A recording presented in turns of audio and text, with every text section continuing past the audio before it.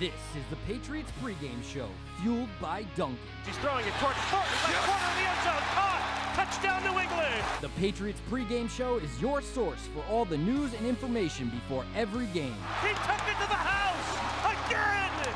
Here we and go! The Patriots take the lead! With Matt Smith, Mike Dussault, Paul Perillo, and Tamara Brown. And the Patriots have won their 6th Super Bowl title. Patriots Nation, welcome to the Patriots Pregame Show, fueled by Duncan. And good morning, good Sunday morning to everybody out there as we enter Week 11. The New England Patriots hosting the Los Angeles Rams. And this is the Patriots Pregame Show, fueled by Duncan. To my left, PFW Paul Perillo. To my right, Mike Dussault. And to his right, Ms. Tamara Brown. We are pumped and jacked to get everybody ready for what should be a very interesting and intriguing game today, Michael. I'm pumped and jacked. I'm definitely pumped and jacked to see next step of Drake May. You know, that woke up this morning, to me, early part of the season, we knew that was kind of going to be a prologue, I think, to what the real meat of the season is. Now I feel like we're in it. We're, the second half, things are supposed to be getting better. The guys have been practicing. We've seen some signs of growth. So I'm just excited. What's the next step of Drake May look like? Can he make some strides? Can he cut down on the mistakes a little bit? Can he continue the big plays down the field? So, yeah, that's I'm excited. Another episode of the Drake May Show. Matt, you said we should be pumped and jacked. I feel like we have a great reason to be pumped and jacked today because Christian Barmore was activated to the 53-man roster. Obviously, he hasn't played a lot because he was diagnosed with blood clots, so it'll be a slow insert to this Patriots defense for him today. But what can you not be excited about when you have a guy who, during the summer, you thought, is he going to get a snap this season on this team? He's coming back. He led the team in sacks last year. This team is sixth worst in the NFL with pressuring the quarterback. Hopefully, as they integrate him in throughout the next couple of weeks, they can get back on track. I love you talking about that, Tamara. I want to get into that decision a little bit later on in the show. Paul, what gets you geeked up this morning? I'm with Mike. No. Gray pants, baby. Yeah, Silver pants. Can't wait to see the dirty pants. I like Mike's thought. To me, every week it's about Drake May and watching him develop and sort of riding through the roller coaster with him. The mistakes, the plays, the runs, the sitting in the pocket, just to see the sort of maturation process of Drake May. That's, to me, what gets me up in the morning on a good Sunday here, Mike. It's beautiful weather. Jacked. I mean, it it's gorgeous out there. Perfect football weather for this time of year, especially. I'm looking forward to seeing if Drake May can sort of put the Patriots offense to the next step. Mm-hmm. Yeah.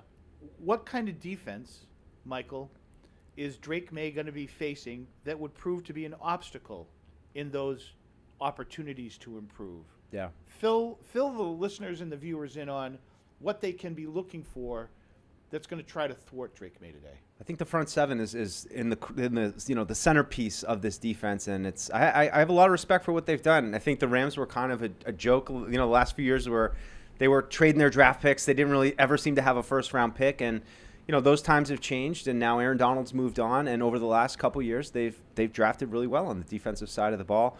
Two rookies that are playing a lot, Jared Verse on the edge. These guys are all very disruptive, and they're, Tamara mentioned pressure rate. They're second in pressure rate. So this is a front seven that can get after the quarterback. So you're going to put the focus on the Patriots offensive line today, see if they can continue to progress and to gel together and protect Drake May. And it's going to be challenging. You heard a lot of respect from the Patriots offensive coaches this week of how disruptive this front is. They fly to the ball. They're very active. So I'm interested to see how that group is and how the Patriots handle them. Wasn't that the first thing out of Gerard Mayo's mouth on Wednesday, on Turn the Page Wednesday? First thing he said is, this is as good a front as we're going to see. Yeah, absolutely. So, paraphrasing. And one you're not familiar with, too. I mean, of course, a lot of the league isn't familiar with them. They're young. I mean, you've got, I think, 5 guys that are all playing significant roles that you drafted over the last 2 years. So that's the way, the model to me, that's how you have to do it. You had a star there for a long time, and now they're rebuilding because they're stacking draft classes, and that's how it's done. Okay, Matt, with no further ado, jingle, jingle, jingle.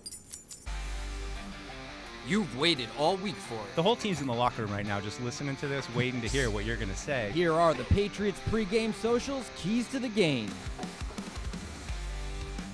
All right, Tamara, I don't understand yours. So Does that mean I have That's to part go of the first? mystery. yes, absolutely. Tamara yes. gets it Friday, then you spend 2 days trying to figure out No, what it is. So we're building up to it. So Tamara's is shrouded in mystery for Okay. me, so it's probably operator error on my part. But I say because yours is so shrouded in mystery, you are in the leadoff spot. I love this. All gas, no brakes. Last week it was Oprah Winfrey. You get a sack, you get a sack, you get a sack. Keep your foot on the gas. All gas, no brakes. You're up against another depleted offensive line this week. Last week, the Bears' offensive line was struggling. A lot of new pieces in there. You got 9 sacks. Why can't you do it again this week against this offensive line that is a new combination? And obviously last week, Matthew Stafford sacked 4 times. He was pressured 30% of the time by the Miami Dolphins. Can the Patriots do that again this week? Why not? Okay, I like it. Excellent, well-defined on all gas, no brakes. Young Paul? Well, it's going to make this a little repetitive then, I think. I think the key to the game is getting pressure on Matthew Stafford. And otherwise, it's going to be a long day because they have a passing game that Chicago doesn't. And Stafford will, find the matchups that he likes with Cooper Kupp and Puka Nacua and DeMarcus Robinson, Kyron Williams out of the backfield. They have options. So if you allow Stafford to sit back and get comfortable, I don't think you can slow them down. But he's an older guy at 36, doesn't move quite as well as he once did. He's not necessarily immobile. He's not Joe Flacco or, dare I say, Drew Bledsoe, Mike. Wow, both must have hurt you, Paul. A little. Flacco and Bledsoe? Right to my soul. Right to my soul. He's got a special flak spot jacket. for immobile quarterbacks in his heart.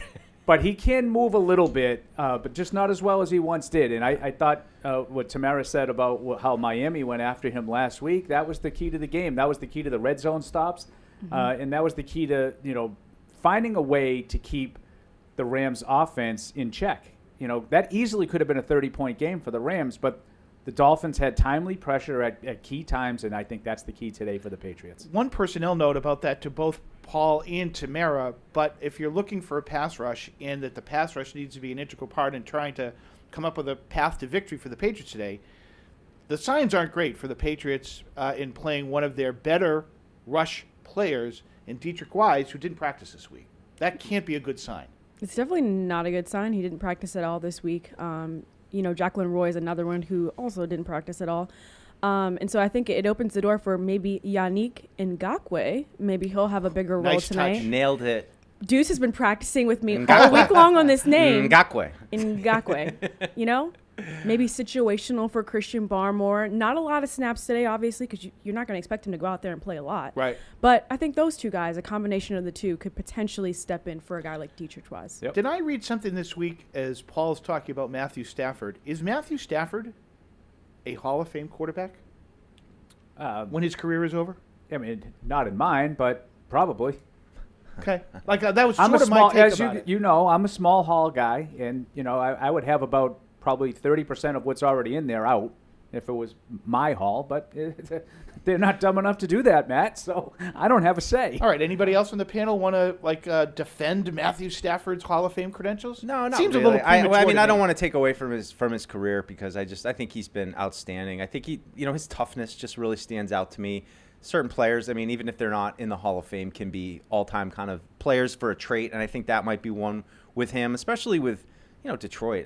They were such a struggling franchise when he came in, and he, I don't know, say turned it around entirely, but really kind of stabilized things there in Detroit, and going to LA, winning a title there. I think that's a nice cap for his career. But I don't know if he's a Hall of Famer though. Okay, so let's get to two of the better, well-written keys to the game. And Mike, I think yours is mine was very supposed to go. well-written. I think mine was supposed to go right at the end of when Paul said it, but I was going to say, Paul, I agree with you. When we were coming up with the keys, though, I think we all know what this Patriots team needs to do. So instead of focusing on them, I think that it's just the baseline of getting pressure on Matthew Stafford and trying to force mistakes to offset a little bit of the talent gap that is between these two teams. So can they reproduce the pressure like Tamara was talking about? Can Yannick Ngakoue come in and make an impact? I think he might have a chance to. I'd also say along the lines with Christian Barmore, I'd put him in there early. I think the talking point's going to be, well, just play him on third downs. I'd get him out there early. I'd get him out. Help stop the run. I think he's going to be really raring what to he go. does. He's going to be like a caged animal. Put him out there. Let him bring that energy right from the gate and try to set the Interesting. tone. Maybe try to get Matthew Stafford off his game a little bit right out of the gate, and then you pull back on him. I think that everyone going into this game is going to say, well, I think he'll just play third downs. They're going to rush him inside.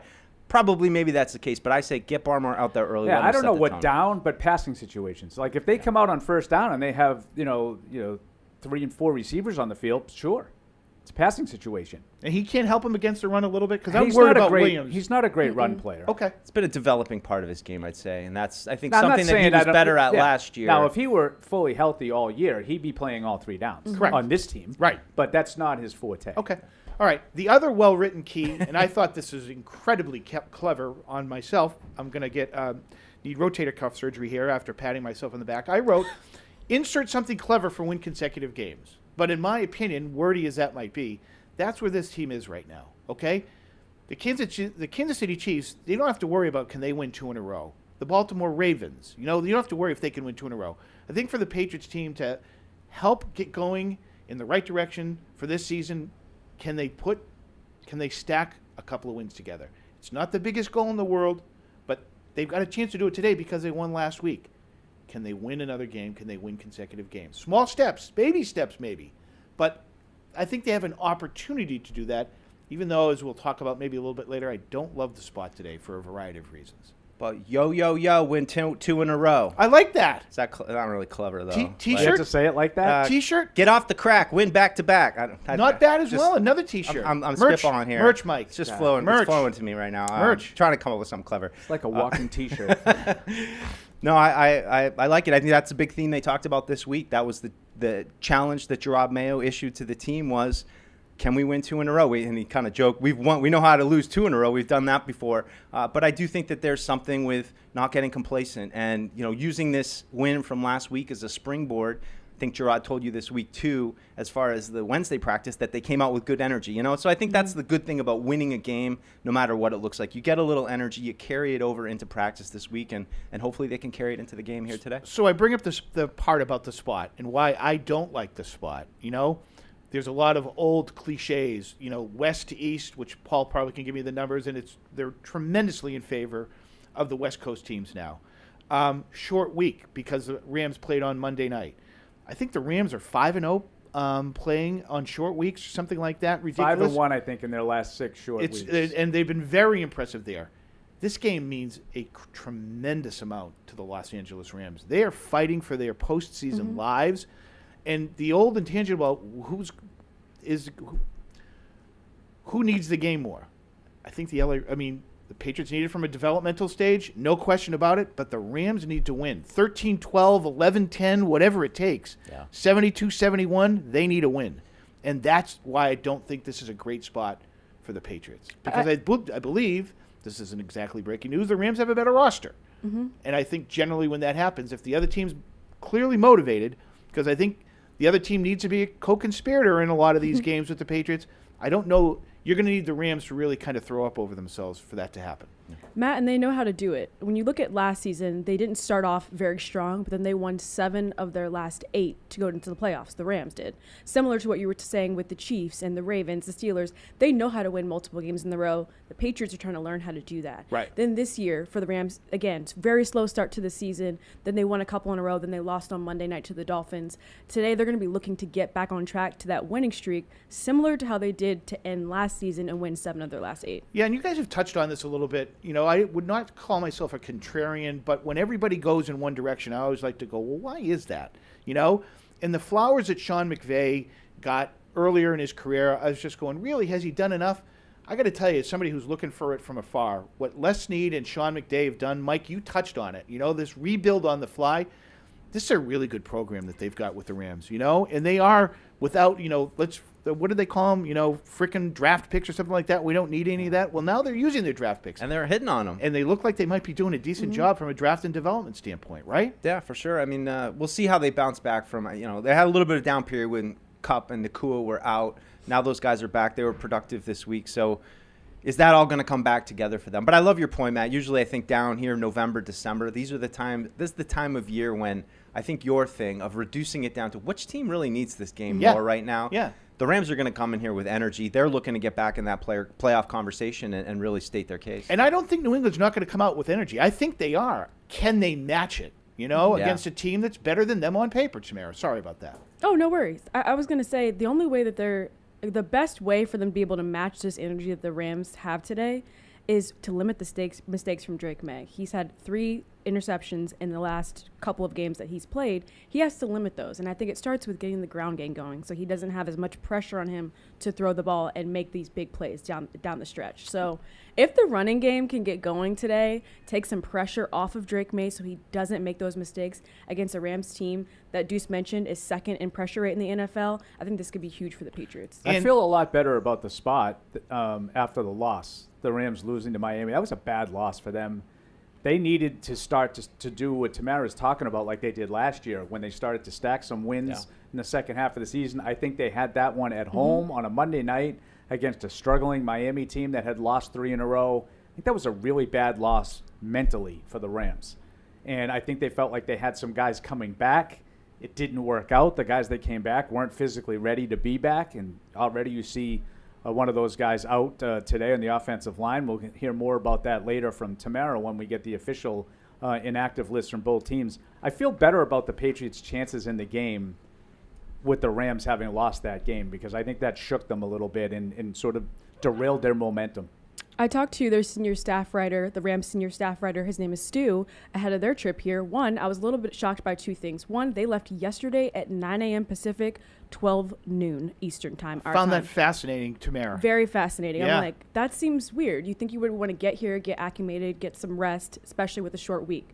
2, I asked him, what was the mood in the locker room this week following that Monday night game? Is this team defeated, or are they feeling encouraged that they can turn the page? He said, when you have a guy like Matthew Stafford, a veteran quarterback like that, you know that despite what the odds are, despite what's going on with the offensive line, injuries, etc., you have a chance to win because you have a guy like that leading your team. So it sounds like they're confident in their ability to turn the page quickly because of Matthew Stafford. So, Paul, are you telling me you see a shaky confidence in the LA Rams, and maybe if you come out and punch them in the mouth first, that maybe that you can break that confidence even more? I just feel like they had a lot of momentum that they don't have now. I think they got derailed. I mean, that was a bad loss for them. And, you know, let's put it this way. If all of a sudden Stafford is under a lot of pressure early in the game, then, you know, like those guys that are missing on the offensive line, same thing that happened last week, they're in a dogfight. You know, like these are supposed to be 2 gimmies for them. Miami and the Patriots back-to-back were supposed to be 2 get-right games for them, and now all of a sudden we got 4, 5, 6 in a row again. Again, like Tamara explained how they did it last year. Now they're just trying to find a way to win a game. Yeah. I mean, talk about a good game to get, potentially have Barmore, and I don't know what to expect out of Ngakoue, so I don't want to stay like, oh, we've got this great. I mean, certainly I feel good about Barmore when he gets in shape and what he'll be able to produce, but to get a little bit of a boost to your pass rush with 2 guys, again, Ngakoue an unknown, but I think it's a good game to have that and see what those guys can do. That's a key part of the game, as the guys, Paul told you. And those are the guys that are injured, Yeah. is the tackles. You know, for Ngakoue in specifically, I think Barmore is probably a little bit more interior, but you can come after them off the edge. I know Anthony Jennings has been talking a lot with Ngakoue. They've been spending a lot of time together. Read that in Mike Reese's post this morning.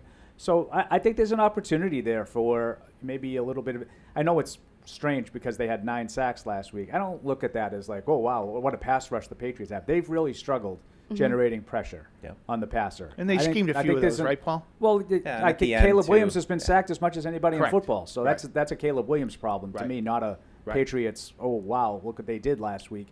But they have an opportunity, I think, to have a little bit of an increase in the caliber of guys that are going after the passer. If Barmore and Ngakoue can be part of the equation today. All right, so Barmore is clearly a hot topic as we head into this game.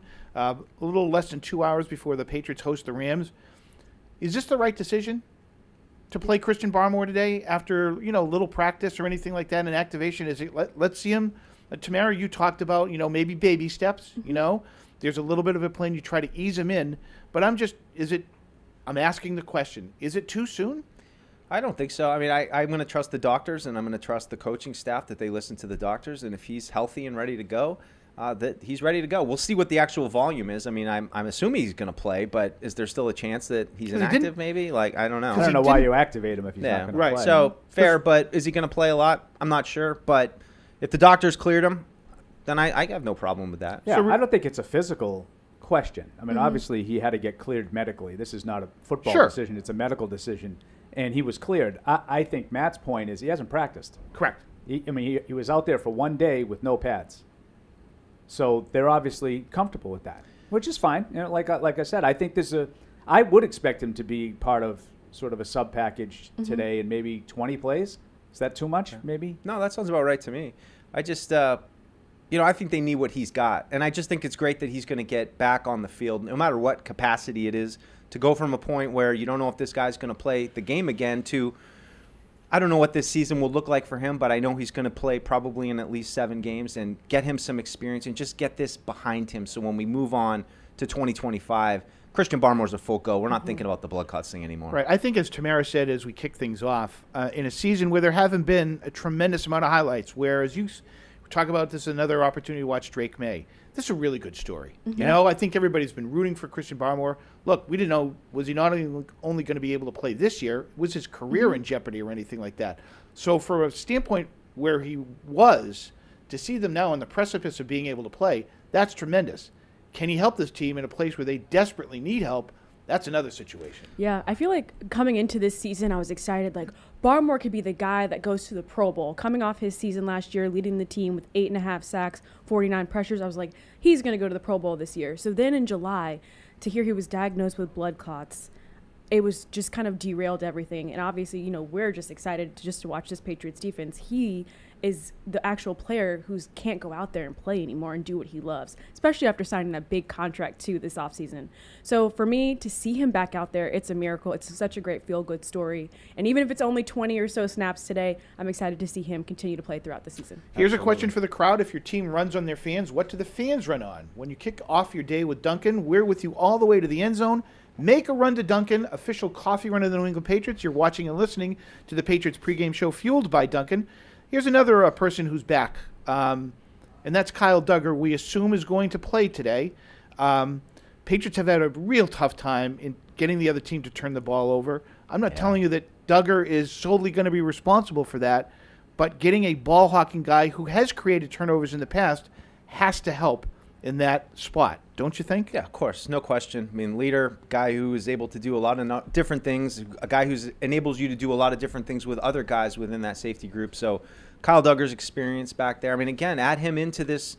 All of a sudden, this week, the Patriots defense looks a little different. And how will the results look? We'll see. I'm excited to see. But there's some new twists coming. So we'll see. Matthew Stafford, veteran quarterback, not a lot he can't handle. I'm sure he's fully aware of what this Patriots defense could look like today. But still, it's nice to get a boost with two of, let's face it, your best players, your long-term players. No question. 2 players you invested in for long-term contracts back in the mix today. So we mentioned the energy was good coming off the win. I think the energy, as Tamara mentioned, just with getting these guys back in the mix, that's another boost for this defense today, who really needs a big game against Matthew Stafford. Matt, you talked about him being a ball hawk. I will also say, too, his tackling, his fundamentals, I feel like having him out there is going to create a difference maker, especially with these long runs that the Patriots defense has allowed. In his 3 games that he's been absent, there have been 9 runs for over 10 yards. That's not normal for this Patriots defense, who's been typically stout against the run. So hopefully with him back in there, it'll stop a guy like Kyren Williams from getting going today. Which we haven't, we're Patriot-centric, obviously, as well we should be. But Kyren Williams is a pretty good back, isn't he, Paul? Yeah. I like Kyren Williams a lot. I think he's one of the more versatile guys that, he's kind of under the radar. People don't really talk about how good he is, both in the running and passing game. 10 total touchdowns, 8 rushing. He's not going to bowl you over with gaudy stats. He averages under 4 yards a carry, but he is, I think I saw a stat during the course of this week. He leads the league in 3rd and 4th down conversions on runs. So that's one of those deals. If you're getting a first down, you're getting a lot of like 3rd and 2s. So you don't need 12 yards. You need to move the sticks. And the other team is generally playing run in those situations. So those are hard yards to come by. 8 rushing touchdowns and leading the league in converting on with 3rd and 4th down running plays. The Rams are. Kyren Williams is a big part of that, and he's going to be a problem, I think, in the passing game as well. Yeah, I think when people think of the Rams, they think of Stafford, they think of Kupp, they think of Puka Nacua. This kid might be the real key. In if the Patriots can in any way slow him down, contain him, that's a real recipe for helping come up with a path to victory. I think so. I mean, I do think, Paul's thing with Dietrich Wise being out. I mean, Dietrich Wise is kind of a big role player for you. when Ngakoue arrived, thought he's probably going to be a passing down contributor. Is he pushed out of his comfort zone a little bit today to play more base defensive end kind of snaps against the run? That's something I'll be keeping an eye on as well. What's realistic to think of him from a number standpoint? We talked about Barmore and the number of 20. What about Ngakoue? I mean, he's been playing, right? Yeah, I think Ngakoue could play the whole game if they wanted him to. Yeah, he was hurt last year. I think he broke his ankle. So he's just come back, I don't know, a handful of weeks ago. But it seems like he's ready to go. Yeah. So I'd say throw him in there, see what he can do. So you're in the media scrum sessions and everything like that, and he spoke Mike this week. leads those, man. Okay. Well, He I spearheads don't know. a lot of I don't know about He that. spearheads a lot I'm of there. Where's his head at, Mike? I'm really impressed with just what kind of professional he was. You could tell this guy's an NFL veteran who's been around. Didn't seem shocked that the Ravens had cut him and, the Patriots picked him up. He knew that that's how it operates. I think a lot of people were wondering, how does this guy feel going from a first-place Ravens team down to – Count me as one. Actually, we'll see today if they're a first-place Ravens team after that Pittsburgh game. I misspoke a little bit there. But – I think he said all the right things, and he said, he made the comparison when he got drafted in 2016 by Jacksonville. They're down near the bottom of the league. Next year, they're playing here in the AFC Championship. So, just impressed what he had to say, and I think there were a couple things he said that made you wonder: is he going to have some some long-term potential here? Perhaps is that something? Maybe does he want to stick around? He's kicked around the league for a while. He's 29. He's towards the end, but we'll see. I'm excited to see if he's got anything in the tank today. Yeah. It's interesting that we're now in week 11, and they could be, with Ngakoue in his first appearance, Barmore in his first appearance this year, Duggar, coming back. That's 3 intriguing possibilities for a Patriots defense that could really use them. I know right? we're going to go behind enemy lines right now, but real quick, did I miss another Saturday update on Kyle Duggar? No, I don't think so. Do we know he's back? No, we don't know he's back, but I think we're leading. Are we leaning in that direction or no? I have no idea. No, he's questionable. I just didn't know if there was something on, because literally I'm the last one to find out information on Saturdays, Sarah. I know you're ready to get jumping in here, but I miss a lot of these emails and stuff. I'm not, I'm a little older. I'm not the home game. I'm not tech savvy. In the home game, I don't know that you have to do that yet, Paul. And so, with that in mind, Mr. Matt, let's go behind enemy lines, please. You know the view from New England, but what about the view from the other side? And that's why you're our favorite pregame show guest every year. You guys know you tell everybody that. Oh, yeah? I was on with you guys in 2018, Thursday Night Football. Yep. And I was told I was the favorite guest of the show. Nope. No. Time now to go behind enemy lines. My God, it's coming right for us! And this is a real rarity behind enemy lines. We actually get an in-person visit from Sarah Barsha from ESPN.com. Thank you so much for coming in studio, Sarah. Of course. And it's welcome great to see Foxborough. this. Thank you. I know this is a rarity, which these are the kind of nerdy stats that interest me. Like, the Rams never play here. I think in the history of the franchise, whether it's in Los Angeles or St. Louis, I think they've only been here 7 times. That's remarkable. Crazy. Well, here they are. So, with that in mind, not that Foxborough was probably the destination that LA wanted to come to, give me what's the mood of the Rams after the loss on Monday night and coming in here to New England? What's their mindset, would you guess, Sarah? There's been a sense of urgency pretty much since that bye week and their 1-4 start. And then they win 3 in a row. And you can tell the mood in the locker room shift. Kind of, we did this last year after the bye week and we can do it again. And I think Monday night, it's not just that they lost, but it was not reflective on what they wanted to play, how they wanted to play, especially on offense. And so you could tell, okay, they need to start rolling again. And that's kind of the sense I got in the locker room this week. Business-like. Yes. Sarah, just to ask you about the offensive line. Obviously, Rob, haven't seen ruled out. Boom is, I think, doubtful. Yep. How do you see them playing out at the tackle position today? I think it's got to be Warren McClendon Jr. But Sean McVay said, our guys know. We asked him on Friday, who's going to play? Will there be any changes at center? And he said, we're still working through it. And someone followed up and was like, well, this is kind of late in the week. And he was like, well, our guys know, but I don't, it's gamesmanship, right? I don't need to share this any earlier than I have to.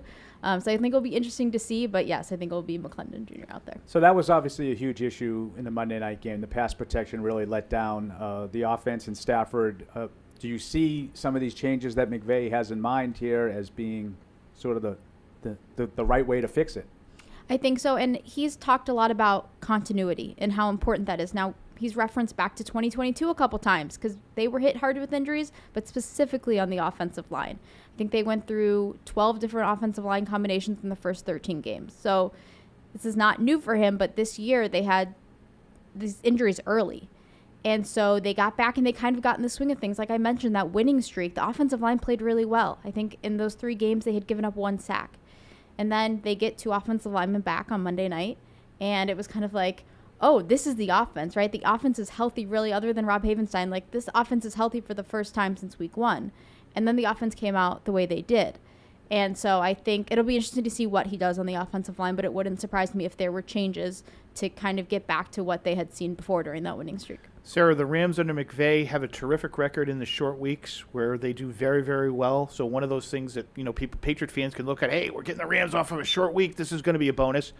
Not only is it a short week, but McVay makes it even a little shorter week or tries to stay at home for as long as possible before making. What's the science or his science behind that decision that you would know?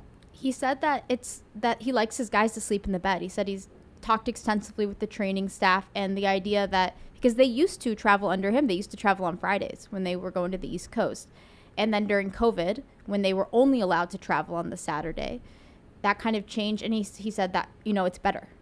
And so I think there have been some road trips where I think it was Chicago's one he referenced where they went early. It was, I think, a Sunday night game and they did not win. I think they lost pretty badly. And so I don't know if some of those are what's coloring the decisions, but he said it comes down to, he wants guys to sleep in their bed. That's what they've decided is best. And so that's why they try and land on the Saturday at the same time, regardless of what city they're going to, so they kind of get into their routine. I think that's fast. I'm not smart enough like you guys to know the X's and the O's, but that's really, really fascinating. Sounds a little condescending, Mike. I know. No.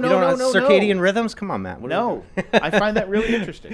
Sorry, I got to ask you about the Rams defense. A lot of respect from the Patriots this week. I love defense. I love how they've done it the last couple of years with the draft. What can you tell us about these young kids who are really playing hard for them right now? You said playing hard. It's the energy they bring. And on the field, on the practice field, but also in the locker room. In fact, I was asking around because everyone talks about Jared versus trash talking because he was mic'd up for that Thursday night game in Minnesota. And so everyone has kind of seen it. And I was like, you know what? When people ask me about it, I'm like, I've seen that in the locker room all year. He sits in an area that that's very visible, and you hear him from the other side of the locker room. And that's what that energy, I was talking to Byron Young this week, and he said, not only do we get that on practice and whatever, but that brings the energy up on the field. He said, we feel that. And, he's a rookie, and that's, yes, a first-round pick, but he's a rookie. But he's made an impact on this defense. But it's just not just him, right? Like, they're quite a young team, quite a few young defenders. And Kobe Turner, Byron Young, Braden Fisk, like that, they've really built that front seven. Aaron Donald retires, and you think, oh, well, that's it. Like, they're going to have to redo it. And they have in the last 2 years. And so they're a lot of fun to watch and a lot of high energy. And I think you've seen that on the field with some of the performances lately. Is Byron Young going to be able to go? That's something we said we forgot to ask Sean McVay about on Friday because we talked to him before practice and the injury report came out. It would surprise me if he's not ready to go, but that's not something we heard from Sean McVay about. Sorry, Matt. No worries. I mean, my eyebrows are raised when Sarah's talking about here's a rookie who's really, not afraid to say and speak his mind.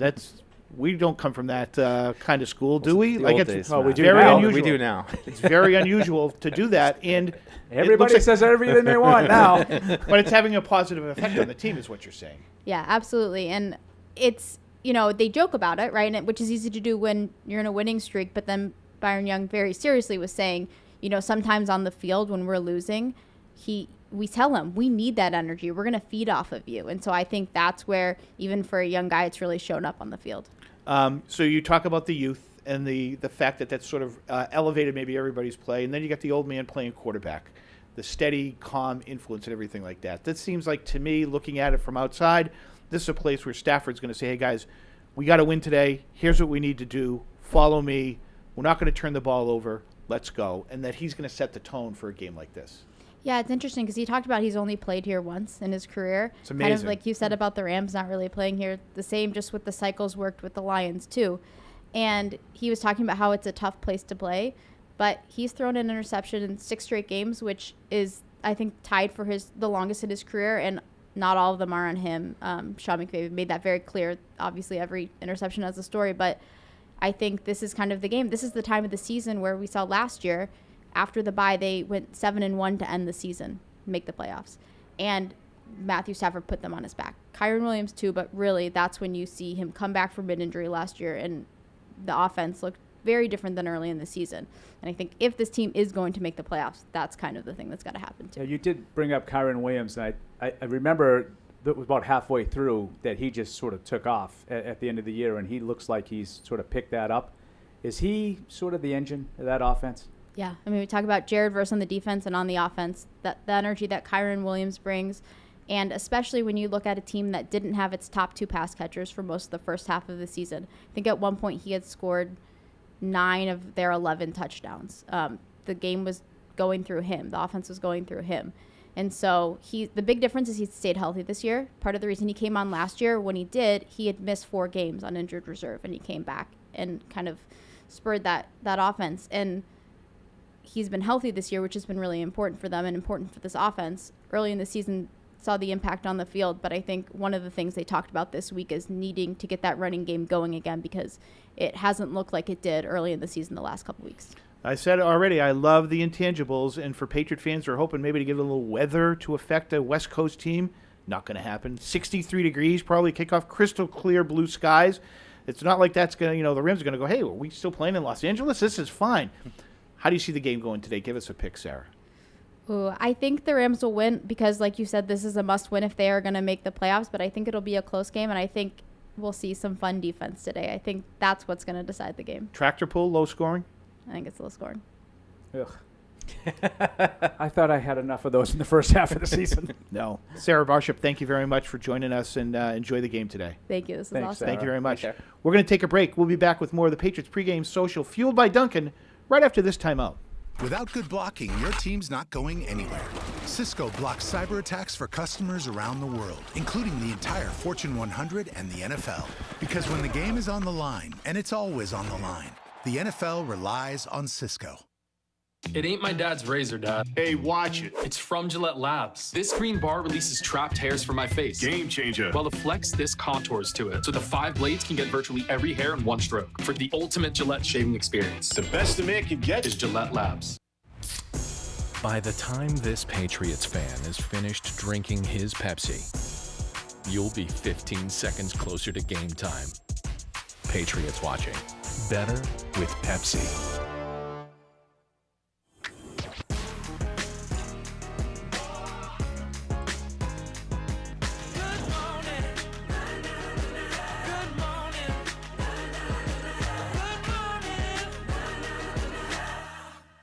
Without good blocking, your team's not going anywhere. Cisco blocks cyber attacks for customers around the world, including the entire Fortune 100 and the NFL. Because when the game is on the line, and it's always on the line, the NFL relies on Cisco. It ain't my dad's razor, Dad. Hey, watch it. It's from Gillette Labs. This green bar releases trapped hairs from my face. Game changer. While the Flex, this contours to it, so the 5 blades can get virtually every hair in one stroke for the ultimate Gillette shaving experience. The best a man can get is Gillette Labs. By the time this Patriots fan is finished drinking his Pepsi, you'll be 15 seconds closer to game time. Patriots watching. Better with Pepsi.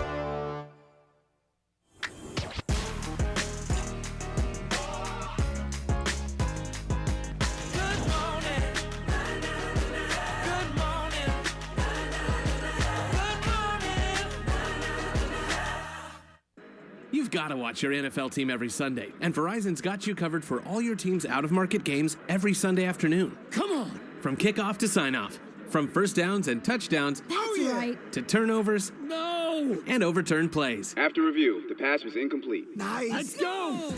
This season, win every Sunday with Verizon. Get a great deal on NFL Sunday Ticket from YouTube and YouTube TV and a new phone. Excludes digital-only games. Terms and embargoes apply. When someone accidentally threw away the school play costumes, oh no! Replacements were shipped with FedEx. And with picture proof of delivery, everyone could focus on the perfect opening night. FedEx, where now meets next. For residential delivery only.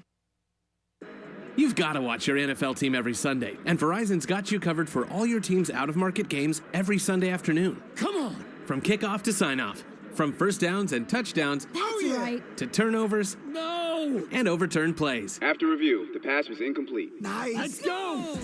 This season, win every Sunday with Verizon. Get a great deal on NFL Sunday Ticket from YouTube and YouTube TV and a new phone. Excludes digital-only games. Terms and embargoes apply. When someone accidentally threw away the school play costumes, Oh no. replacements were shipped with FedEx. And with picture proof of delivery, everyone could focus on the perfect opening night. FedEx, where now meets next. For residential delivery only. You've got to watch your NFL team every Sunday, and Verizon's got you covered for all your team's out-of-market games every Sunday afternoon. Come on! From kickoff to sign-off, from first downs and touchdowns to turnovers and overturned plays. After review, the pass was incomplete. Nice. Let's go! This season, win every Sunday with Verizon. Get a great deal on NFL Sunday Ticket from YouTube and YouTube TV and a new phone. Excludes digital-only games. Terms and embargoes apply.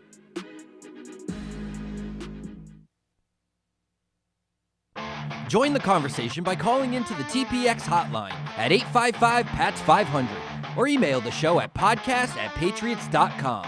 Now, live from our studios, here is Matt Smith.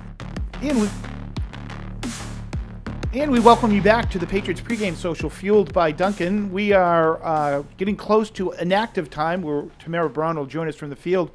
But before we do, get a couple of housekeeping items out of the way. And we'll start with a little electronic mail. You can email the show at podcast@patriots.com. This is not self-serving, Michael, but I just put it out there in the interest of we try to read what they write. Yeah. This is from Jay in Napa, California. Okay, I will admit it that I should have been more patient with Matt. He's growing on me. So does fungus, by the way, but I digress. I'm sorry if I shot off too quickly. Hardy's a tough guy to follow. Amen to that. And he was around for a bit. So sorry for being a dick, Matt. It was rough in the beginning, but I'm on your side. I'm rooting for you. Jay from Napa, trying to be less of a dick, he says. All good. Love the constructive criticism, man. Jay. Thank you very much. Jay's in Napa. He's just got to get some wine and chill. And, Chill, we're right? just doing a show for you. No Right. big deal. No big whoop. Gavin writes in, do you believe that the defense will be able to get even close to 9 sacks like they had against the Bears? No, that's an anomaly, Mike. Yeah, that right? was an anomaly. That's not going to happen. But it's about the pressure. That's what it's about consistently affecting Matthew Stafford. You don't have the issue that you've had a number of times this year where it's a mobile quarterback. There's a big focus on keeping the quarterback in the pocket. Not as much today, I would say. So a little bit more free range for guys like Keon White or Barmore perhaps or Ngakoue, guys who know how to rush the passer to get upfield and to try to disrupt him, throw him off his timing. To further talk about that as being an anomaly, I always hesitate to say in a professional situation that the other team quit.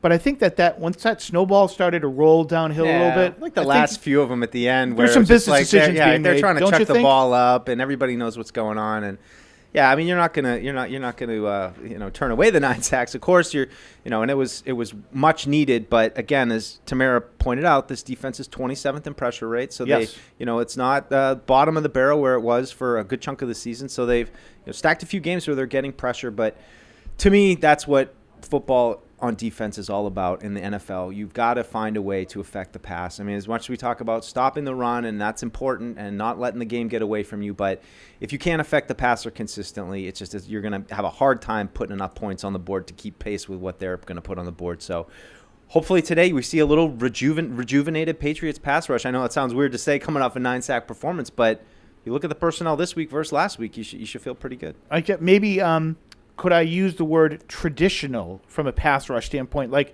is there a chance for your guys line up against their guys and they impose their will against them? You just beat them, right? Rather than having to, scheme up all kinds of stunts with 5-6 guys and Longhorn. Yeah, right. All the different packages. But I would use this opportunity too to just say I thought that the pass coverage last week was outstanding, especially early. I thought that set the tone for some of the pass rush, which picked up later. I mean, we know at the end they got some of those late in game sacks, but I just thought they were really tight. They were sticky in coverage. Right now, the Patriots rank second in man coverage in the league. So I thought they experimented a little bit early in the season with zone and some different things. I think after Belichick that DeMarcus Covington was trying out, but they've kind of returned to their roots, which is where I think they're best. They've got athletes to match guys. So hopefully we see some more man coverage today. I think they can stick with these guys. And the key concept there, and DeMarcus Covington talked about it this week on Patriots All Access, can you marry up the coverage with the pressure? And they because you did can't such a really good do job. one without the other. I know, and it's something as somebody who just enjoys watching defensive football, and when it all kind of syncs up, it's just like a magic kind of happens where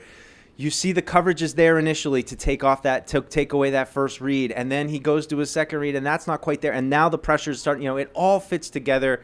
There's just a symmetry to it and last week was, and I've seen it, we've seen it before in the years past.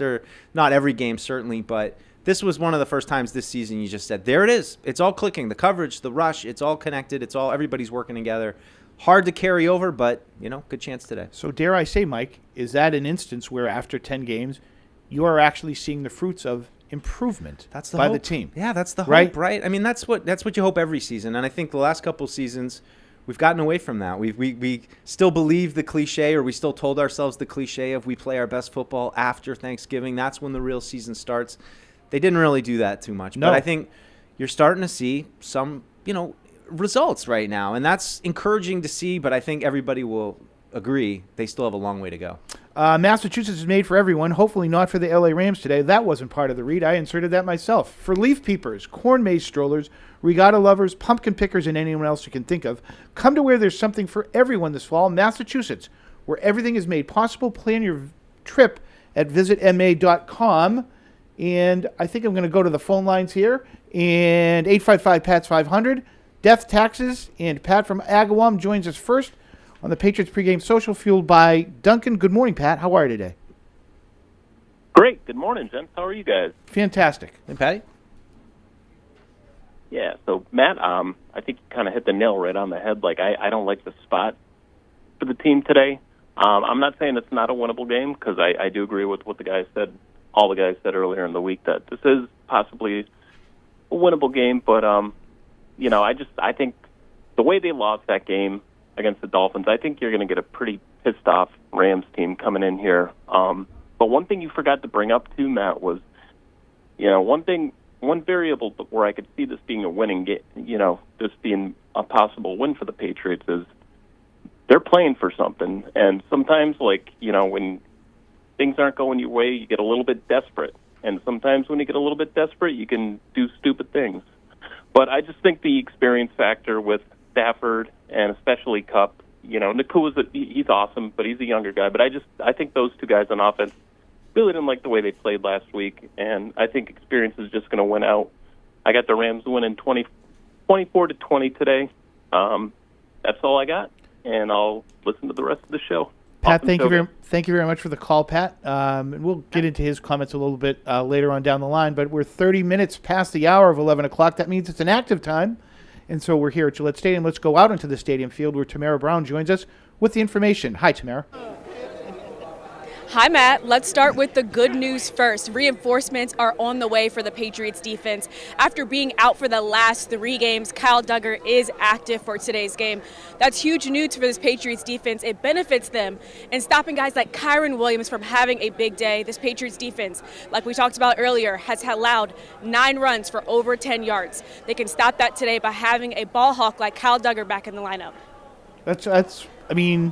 I think his presence was missed, Mike. Don't you? Yeah, absolutely. I mean, leader, captain, not the most talkative guy, but physical presence, and great to have Doug back in the mix, and Christian Barmore too. All right, here's one, Tamara, for you. It seems like it's wide receiver roulette week in and week out. Oh, yeah. No Tyquan Thornton as he was released. His very unimpressive Patriots career comes to an end as he was released by the team Saturday. Who's up this week in the wide receiver group, Tamara? Well, Kendrick Bourne is up. You mentioned wide receiver roulette in this wide receiver room. We've been having this discussion since training camp. How would this play out with 7 wide receivers on the roster? KJ Osborne is the odd man out today. Last week, it was Kendrick Bourne who didn't have a snap in that last week's game. This week, he's excited to get back out there. On Wednesday, I talked to him. He said it was a surprise to him. This is his first time being a healthy scratch ever in his NFL career. He worked on his route running. He said it had to be more crisp. He had to limit those drops. And this week, after a great week of practice, he is going to be back in the lineup. Tamara, I noticed Marty Mapu is an inactive, a little bit of a surprise there. Caught my eye. With Duggar coming back, what are your thoughts on Mapu being down this week? Well, I'm a little bit disappointed, especially because Jacqueline Roy and Dietrich Wise are also out on this Patriots defense. We talked about it earlier. Yannick Ngakoue, he will have a larger role today, as well as Jeremiah Farms. And then when you add another guy like Marte Mapu in the mix who's going to be out, then you're looking at, okay, where are the reinforcements that are going to come in and help? Is it going to be a larger day for a guy like Del Pettis, who's already playing 29% of the defensive snaps when Duggar was out? Is he going to play a larger role today? And also your guy, Hawkins, he's going to have to be a ball hawk out there when you don't have a guy like Marte Mapu playing. Tamara, did I overhear something earlier in the week coming from your area of the office? Tremendous nickname if you want to take credit for it.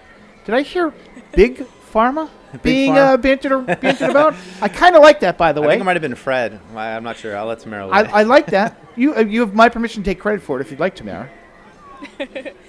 That was not my nickname for Jeremiah Farms, but I will say I'm a big Jeremiah Farms fan. I talked to him one-on-one this week, talked about him being a janitor, a cart pusher, a substitute teacher before making his debut in the NFL. He's an extremely hard worker. You hear his coaches talk about him, and they light up when you say his name. They're so excited about the future that he has for him. Last week, he had 3 tackles for loss, 1 sack. Can he be that disruptive again this week? Without Dietrich Wise in the mix, I sure hope so. The head coach was talking about a Kurt Warner job for Jeremiah Farms, that they should make a TV movie about Farms. His story is so incredible. Absolutely. All right, you're out there in short sleeves, Tamara, like the look and everything like that.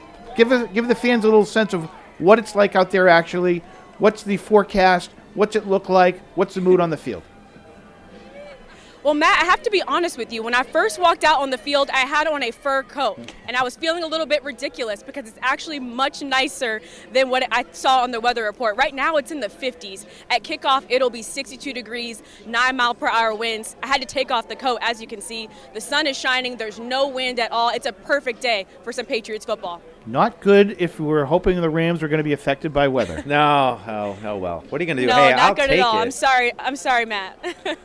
Okay, Tamara, great job with the Inactives. Thank you very much. The Mapu thing. Thanks, guys. I'm not Johnny. Read the injury report Wednesday, Thursday, and Friday.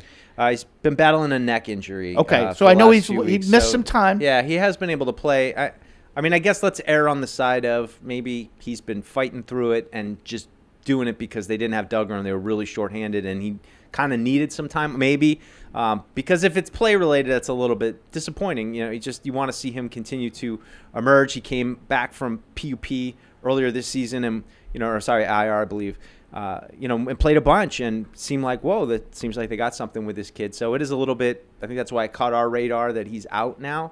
But we'll see. He has been battling that neck injury for a couple weeks. So now. Listening to Dr. Dussault right there, that makes all the sense in the world. Like he's been dinged a couple times, missed some time in games. So let's be a little bit cautious. If Duggar's back, let's see if we can get this kid healthy because it would really be a boon to see those guys playing together, sometime down the road. Yeah, right? for sure. Yeah, I'd love to just continue to see the young guys develop, especially, a second-year guy like him who has a lot of versatility for this defense. 855-PATS-500, the number. Let's go to Deshaun from Virginia. Deshaun, you're next on the Patriots pregame show, fueled by Duncan. Good morning, Deshaun. Hello, how you guys doing? Fantastic. That's good. I don't get the optimism about guys like Duggar or whatever, because, I know Paul still disagree with me about the guys, team tanking and losing games, but I think it really would benefit them down in the long run.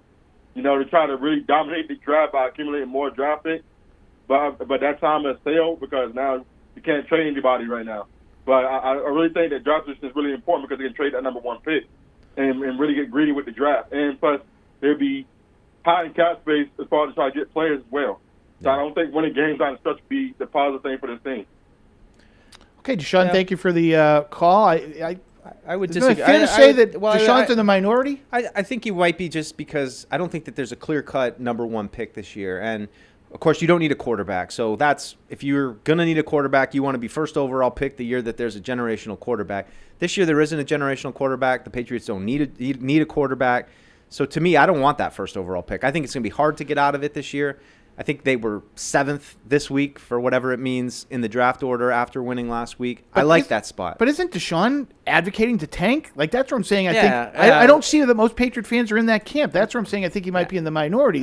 He's entitled to his opinion, but I don't see that that's going to benefit this franchise at all. No, not this season. There's just so much. It's so unclear how the draft is going to play out with those top 10 picks. It's just not a year where there's Marvin Harrison Jr. is just sitting there. Like, if that was the case, then I'd say, man, it'd be great. Thanks to the guys, they got if you're watching the video feed, you can see what the current draft order is for whatever it's worth. I guess Patriots at 6th now, which is a fine spot to me. I mean, I get the general premise of what Deshaun was saying. Like, I want a Draft high picks. pick, and I'd be fine to trade down from 6 or 7 too, Right. and accumulate more picks.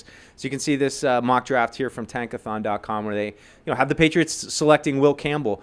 Some people at this point will tell you that that's too high for Will Campbell because they don't think he's going to be a tackle. So there's all this jockeying right now. You know how it goes with the draft, and you think you know things at the beginning of the year, and then it all changes. So for me personally, I'd be great between 5 and 10. You even want to kick down to 13 and pick up an extra pick. If they can get 3 picks there in the top 100, to me that's what they need. They got to hit talent. They don't need just a bunch of guys and day 3 to just throw at the board to fill out depth. They need talent. They need guys that move the needle. So if I'm listening right here, Mike, I completely agree with where Deshaun's saying they need draft picks. They got those 10 right now. Those assets can only help a team whose roster is in a really tough spot. Yeah. But I also think it would be head scratching to think that they re-signed Duggar, extended him. In essence, are sort of calling him one of the core guys that they want to build around and get rid of him after that. That seems that would be an unusual move, I think, at this point. And I'm not trying to sit here and tell you that Kyle Duggar's Rodney Harrison, but I think Kyle Duggar can be on a team that's better than when they start to turn this thing around record-wise. Yeah, especially a captain, but not exactly the same thing. But I'll flip it around and say similar situation with Kendrick Bourne re-signing for 3 years, and then he doesn't play last week. And so to me, that was a little bit, of course, it's not trading Kendrick Bourne, but it's a little bit along those lines, maybe a little, obviously less impact, but another guy that you signed that not really sure what's going on there with Kendrick Bourne. He is active today. KJ Osborne is out. I assume we'll see Kendrick Bourne back in there. But to me last week, that was just a little bit of a head-scratcher. Felt like he came back from his injury. He was starting to come on a little bit. Certainly had his mistakes that were obvious at certain points, no question.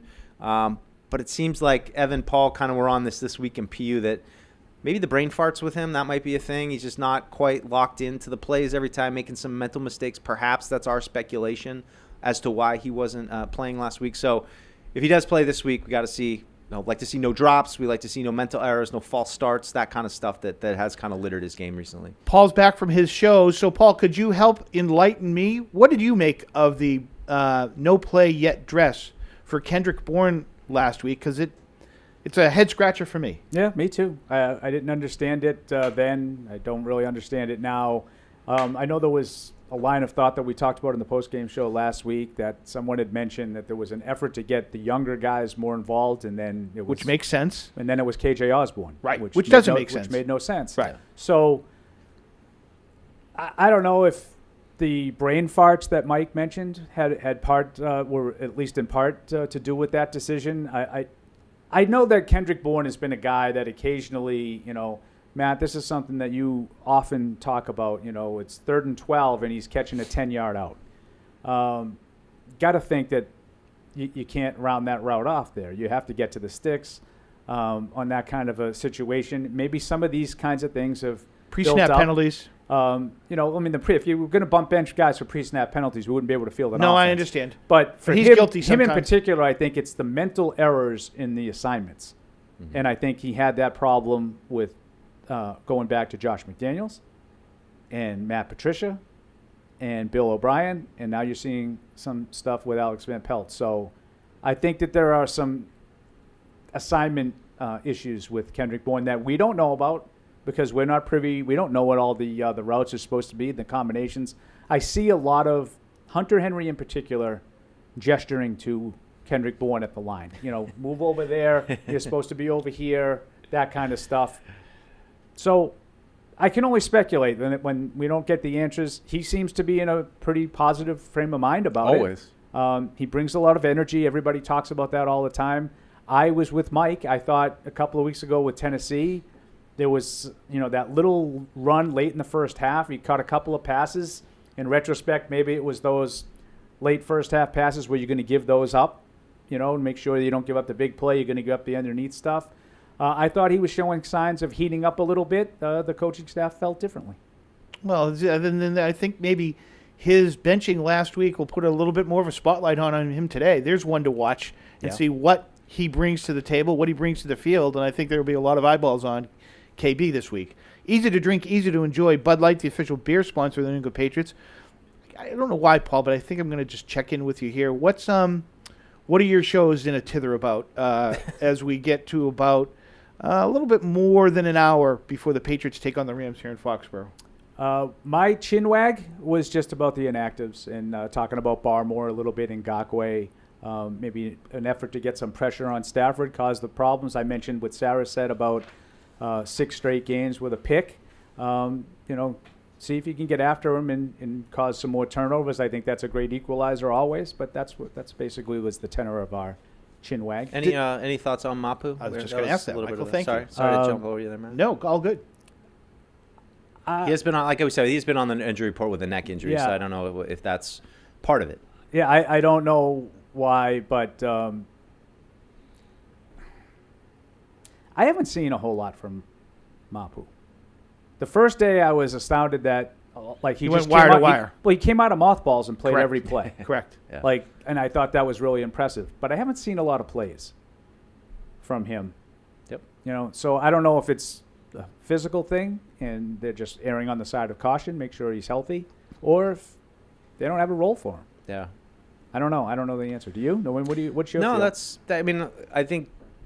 I like how you put it. I think we all kind of were impressed that he came in and played as much as he did. Not played since last year. But Paul's right. I don't think haven't he played seen that a lot much. of plays. Haven't heard his name. Haven't playing seen a lot. him. Right. He had fewer snaps last week than Hawkins and Pettis. And, he got Duggar, reduced. And Duggar was out. Yeah. So I'm going to choose to believe Dr. Dussault, as I termed it earlier, and that maybe the neck thing is a problem, and they needed him out there on occasion because there's a body issue, that they don't have enough bodies at the position. Certainly a possibility. So now that they get Duggar back, maybe they need to get him some rest so that he can get healthy and ready to go. I think that's what Patriots fans should hope. Yeah, Right. exactly. Yeah. 855-PATS-500, the number. Tim from Brinfield, you're next on the Patriots pregame social. Fueled by Duncan. Good morning to you, Tim. Yeah, I just want to bring up something that really kind of irks me when I hear it. It's with Van Pelt. I mean, everybody's after this guy's job, and he starts the season with everybody agreed was going to be a very poor offense, lacking weapons, lacking a line, and nothing against Jacoby. I love the guy. He's a veteran, but he's a journeyman. I don't get this uproar to get rid of. I don't know if it's an uproar, but so many people out here talking about they got to get rid of Van Pelt. The guy's hardly had any time to do anything, and now that he's got a decent quarterback, things are starting to look, a little bit better. His job is to work with the quarterback. I think he's playing pretty good. I think the quarterback's got to be taught to get down a little bit quicker. But yeah, it just kind of irks me because from the moment this guy came on the scene, everybody was out after, saying they should get rid of the guy, and I just don't get it. Were they expecting this offense to be phenomenal, and this guy's in the way of that? I don't think so. I was just kind of curious what your thoughts are, because when I hear a lot of the guys on the news or sports shows, I listen to a lot of stuff. Paul shows. Everybody's after this guy's job, and I just don't understand it. Thank you. Excellent irk, Tim. Yeah. I like the irk because I think he brings up some good points. He's in a tough spot. A lot of eyeballs on him. When you've got the 3rd overall pick playing quarterback, your fate is going to be tied to his play. I thought Gerard Mayer was pretty definitive midweek. If anybody is going to give flowers to the play of Drake May, then it starts with Alex Van Pelt. I would expect the head coach to say that about one of his coordinators, but I thought Gerard did a nice job in picking his guy up. Yeah, if you like what you've seen from Drake May, I think that's obvious that you have to give Alex Van Pelt credit. I agree with the caller. I think it's, he definitely deserves some credit. And, now, though, like I said, kind of at the top, though, this feels like when the rubber meets the road. And, he's a new coordinator. I'm absolutely willing to let him grow and make some mistakes and those kind of things, similar with a lot of the team. But now is the time when, all right, really prove to me that you can take this offense to the next level. Let's continue to see Drake May progress. Let's see him eliminate some of those mistakes. But I think for all of us, the bottom line for this season was, do we have a quarterback or not? And it seems like Alex Van Pelt's done a pretty good job in that regard. And we can talk about the rest of the offense and the creativity and all those kind of buzzwords that get thrown around with him. But for me, the bottom line is he's done a pretty good job with Drake May this far. Paul, do you see the progress? So I would just say I've been pretty defensive of Alex Van Pelt. I don't think he has a lot to work with, and I think that he's trying to do the best he can with a rookie quarterback. That said, I completely and totally understand why people, when you have one of the worst offenses in football, in general terms, those guys' jobs are in jeopardy. Chicago's at the bottom of the league. Their offensive coordinator just was fired. The Raiders are at the bottom of the league. Their offensive coordinator was just fired. Like, that's generally how it works. The Patriots are like 30th in offense. Their offensive coordinator is getting some attention. Now, I would also say there was a report out from Albert Breer last week that indicated the Patriots were calling around and talking to people about trying to get help of working with a young quarterback. That's what spearheaded all of the talk this week, was the Breer report from last Sunday at right around this time when he mentioned that. And I don't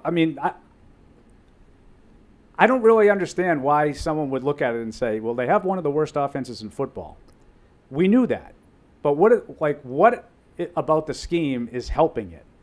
Like, when do they have plays that it looks like, you know what, they don't have a lot to work with, but they find a way to, like a play like the touchdown against Chicago last week to Jalen Polk. That's an example of an offensive coordinator putting together a pattern of plays that was really successful. I haven't seen a lot of that. I saw it last week, and maybe that's, to Mike's point, progress. Maybe you see something that hasn't happened yet, and then some of that noise around Alex Van Pelt dies down a little bit.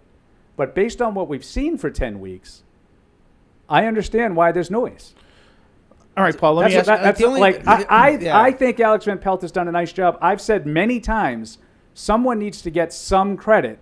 At least I give most of the credit for Drake May to Drake May. Sure. Like 99% of it goes to Drake May. But the other 1% to me has to go to Alex Van Pelt.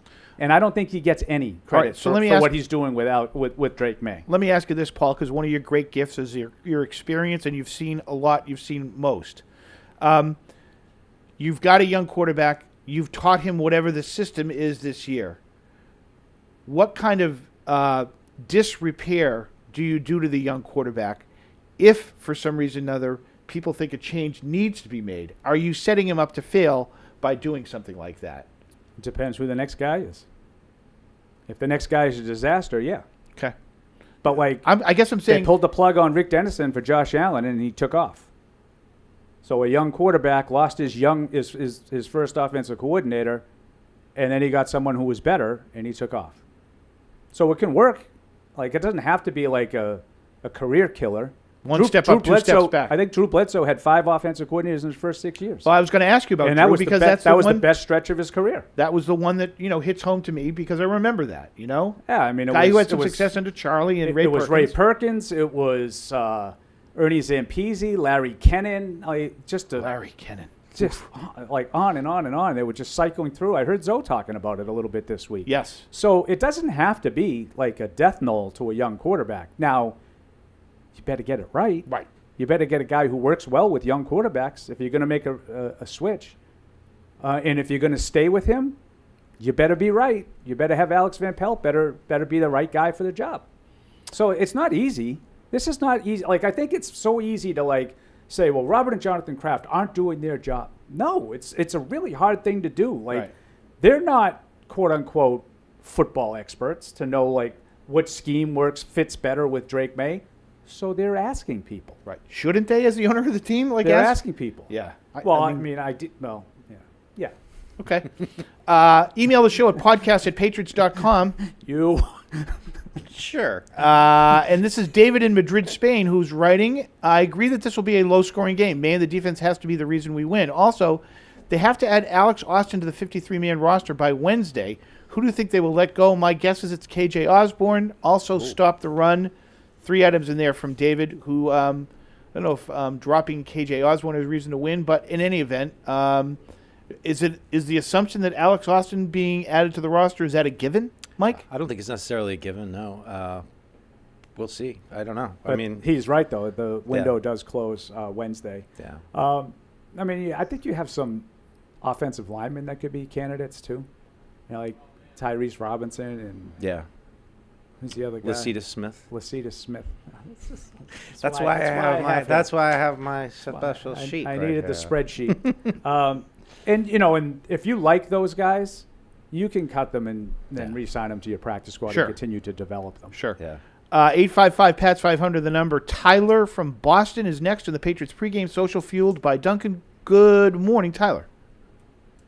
Hi, I was just going to ask you guys, how do you guys feel about the corner situation in the Patriots? Because I really like Christian Gonzalez and how he's been so far, and Marcus Jones in the slot, but I don't think there's a clear option for the rest of our corner situation. Alex Austin has been good, but that's about it. Yeah, that's as we talk about Alex Austin. Thank you very much for the call there, Tyler. He's been good this year. No, that Alex Austin's a depth guy at best. Yeah, isn't he? that sums it all up. I mean, I put him on one of my a little bit just guy I'm kind of disappointed in this summer. Didn't expect him to be kind of locked in a life or death battle with Marco Wilson that was back and forth all year, and neither guy could really separate themselves. Mayo talked about it directly during training camp that neither one of them could separate themselves, and now Alex Austin got hurt. Marco Wilson got in. I don't think he's been great. So, yeah, of course you feel great about Gonzalez, and I feel pretty good about Marcus Jones too. But they need that. They need to find a third complementary piece as Jonathan Jones starts to play a little more. Someone's got to replace Jonathan Jones. A Absolutely. sneaky position of need. Everybody's all gung-ho about wide receiver, left tackle, edge rusher. Their cornerback situation is not great. Yeah, I mean, and I don't know. That's not going to not keep me up. sneaky. It's not going to It's a huge need. Yeah, But Okay, it's but but it's it's behind those other three That's the only things. reason Yeah. why I say it. It's behind those other three things for sure. Yeah, it won't. That's not one that'll keep me up at night. I think you've got one good piece at the top. I mean, I think defense you can find won't keep guys. you up at night. Well, like third corner. Won't What keep does me up what at does night. keep you They up need at a night? second It's corner, not- Mike. It's not edge, defense. First edge, edge number Edge one, one. edge one, linebacker one. No, Those I'm are- with Matt. CB2. They don't CB2 have- is a huge need. No. Huge need. Bridgestone is the official tire of the New England Patriots, and they're proud to partner with Sullivan Tire, New England's headquarters, for quality Bridgestone tires. Visit sullivantire.com to find a location near you. Yeah, it doesn't get the attention because I think people see Jonathan Jones. Paul, you mentioned briefly that Jones has been moving around a little bit. Oh, he's played a lot of safety the last couple of weeks. But Jonathan Jones is a good player, and Duggar back. Him as corner as Keep the him second, move him. And by the way, if I ever really start unironically using terms like CB2, yes, you can smack me right in the head. But Jonathan Jones is a good number 2 corner. There's no doubt about that. Like he's had he's an excellent Patriot. He's had a terrific career. Can we say on the back nine? Yes. So you need that. That I agree with Matt. I think that is a need that hasn't gotten the attention of those bigger positions that he mentioned, but a need nonetheless. So maybe I misused the word sneaky, Paul. No, it's my It's a apologies. need. It's absolutely a need. I think you're right. My apologies. Here's another great word. Is Jonathan Jones a boundary corner, Paul? No. But he's He's forced playing, to play there. He's playing as a boundary corner. Yeah, he's That's not better his- in the slot. Correct. Like if they had a really good second corner, then you could have Jonathan Jones in the slot, and you could have maybe Marcus Jones, dare I say, playing some offensive snaps. Yeah. Yeah. Okay. We are almost 1 hour from kickoff time when the Patriots host the LA Rams, Week 11. Can the Patriots win consecutive games? I think that's the number one storyline today. Give me a path to victory, Mike. Pressure the quarterback. Going back to the keys, I think that's. We know. Look, all the things. Well, but They need a I'm good going to start. interrupt you They for a need to run second the on ball. that. Yeah. They've had trouble stopping the run. A little bit better last week. I think the game got out of Chicago's hands, and that helped. They haven't been able to really run the ball, even though they did a better job of it. I don't want to overlook those things because I think both of those are going to be a key. Can they run the ball against this vaunted, my word, and I'm using a little bit with quotation marks, Rams front seven, which is a legit front seven? Not a great run defense, though. No, not a great run defense, and not a great run offense. So I think they can run enough. Do I expect them to be dominant in the run game? No. Can they run enough to control the time of possession? Maybe, Mike? if the game's going well for them, yeah. That's the path to victory thing. I think that's when it starts to line up that they're able to stay balanced. They don't. fall behind and they have to throw it a bunch and they become one-dimensional. Those are not paths to victory for this team. So we all know what it takes in terms of winning the turnover battle.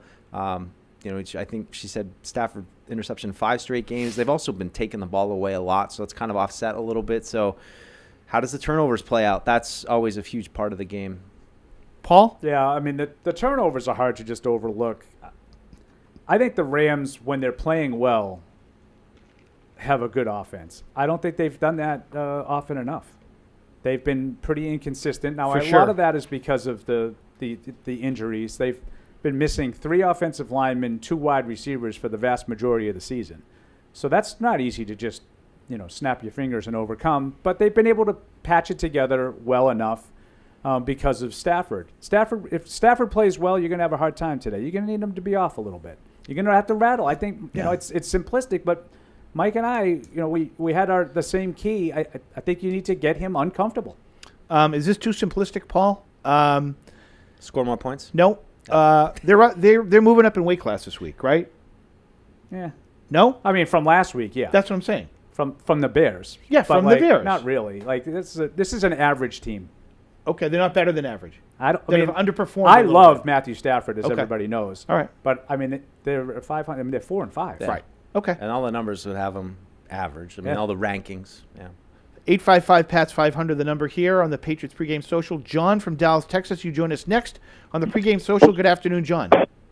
Hey, folks. How you doing? Great. How are you? Good. I got a funny little anecdote for you, then I got a question. Diehard SMU football fan, SMU alumnus. They played BC last. Yeah. I'm front row BC sideline, and boy, oh boy, does Bill O'Brien have as hot of a head as Yep.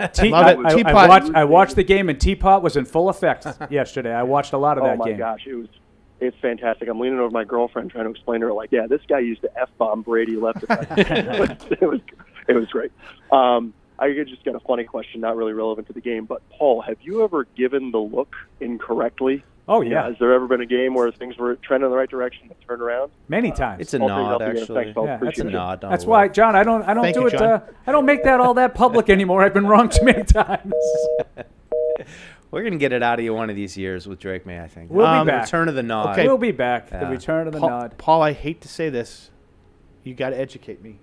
So what's the look? Back in the day, I'll give you one. when the Patriots were dominant, the game would be over. When I declared that the game was over, I would look at Fred and I'd give him the nod. Give him a look. Okay. I'd go, got it.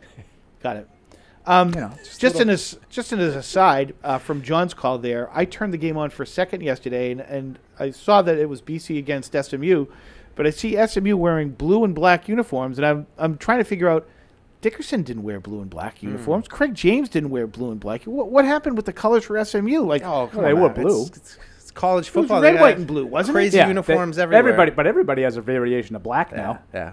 That's not an SMU uniform. They look like some sort of variation of Kansas or Kansas State. This is not an SMU uniform. Kansas State wears purple. I don't know. It Right. didn't look It's like all angry. Look at them. I was angry. Angry Matt. I can't Their even watch helmet- it. In my day, Right. SMU broke every rule imaginable and got put on probation. Right. The death penalty. Ron Meyer had a pony on the helmet, didn't he? Right. Yes. Okay. Do they have ponies on the Pony helmet anymore? Express. No. They do generally have the pony still on the helmet, but yesterday they wore some fancy D for Yeah, Dallas. good uniform, Todd. Not for that. Not for that. For Dude. Dallas. And that's a top 15 team, SMU? I guess. That was the other one I learned. And then I had, my son tell me, they're in the ACC too, Dad, right? And I said, what? They're going to the ACC championship game. I think they Good need to win one more gravy. game. It's a good SID by Holy Lucas smokes. there, though. Yeah. He's really embracing the career. All right. Nothing says ACC like Dallas. Nothing said like Southern Methodist University. In Cal. Right. Stanford. Right. Real tradition. All right, Matt, let's go and let's do some over-under work, please, sir. It's time for this week's edition of Over-Unders. Okay, Paul, I'm going to ask for a little analysis for the fans because I know you're Johnny Stats on this. The stats look pretty good. Looks like all the records are decent on this. So what does that tell you? That we sort of know? We have as Fred would say, we have a feel for the game. Okay. All right. Fred says I have a feel for the league. Speak for yourself. But we have a feel for the game. No, Yeah. I mean, we're trying to predict different numbers and stats that go with each game. Right. And not last week notwithstanding for me, we have pretty good records doing it. for the year, which means that Yeah. if you've been listening to the pregame shows Right. and some of the things that we're telling you might happen, Yeah. more often than not, the records would tell you that they've happened. Yeah, So on the over-unders, we may have a feel for the team. Yeah. Compare that to a feel for the league. We're picking games, and we're horrific. That's a later topic. Exactly. I was looking for that little bit of analysis in the numbers from you. I like that. Yeah. So last week, Mike went 4-2, no Hey. socks, 3-3. Paul, 1-5. What happened? That doesn't sound like you. What was the outcome of the game? Oh, right. Oh. What were you? Total misread. To misread. I Total had Chicago misread. winning the game, Right. so obviously. Yeah.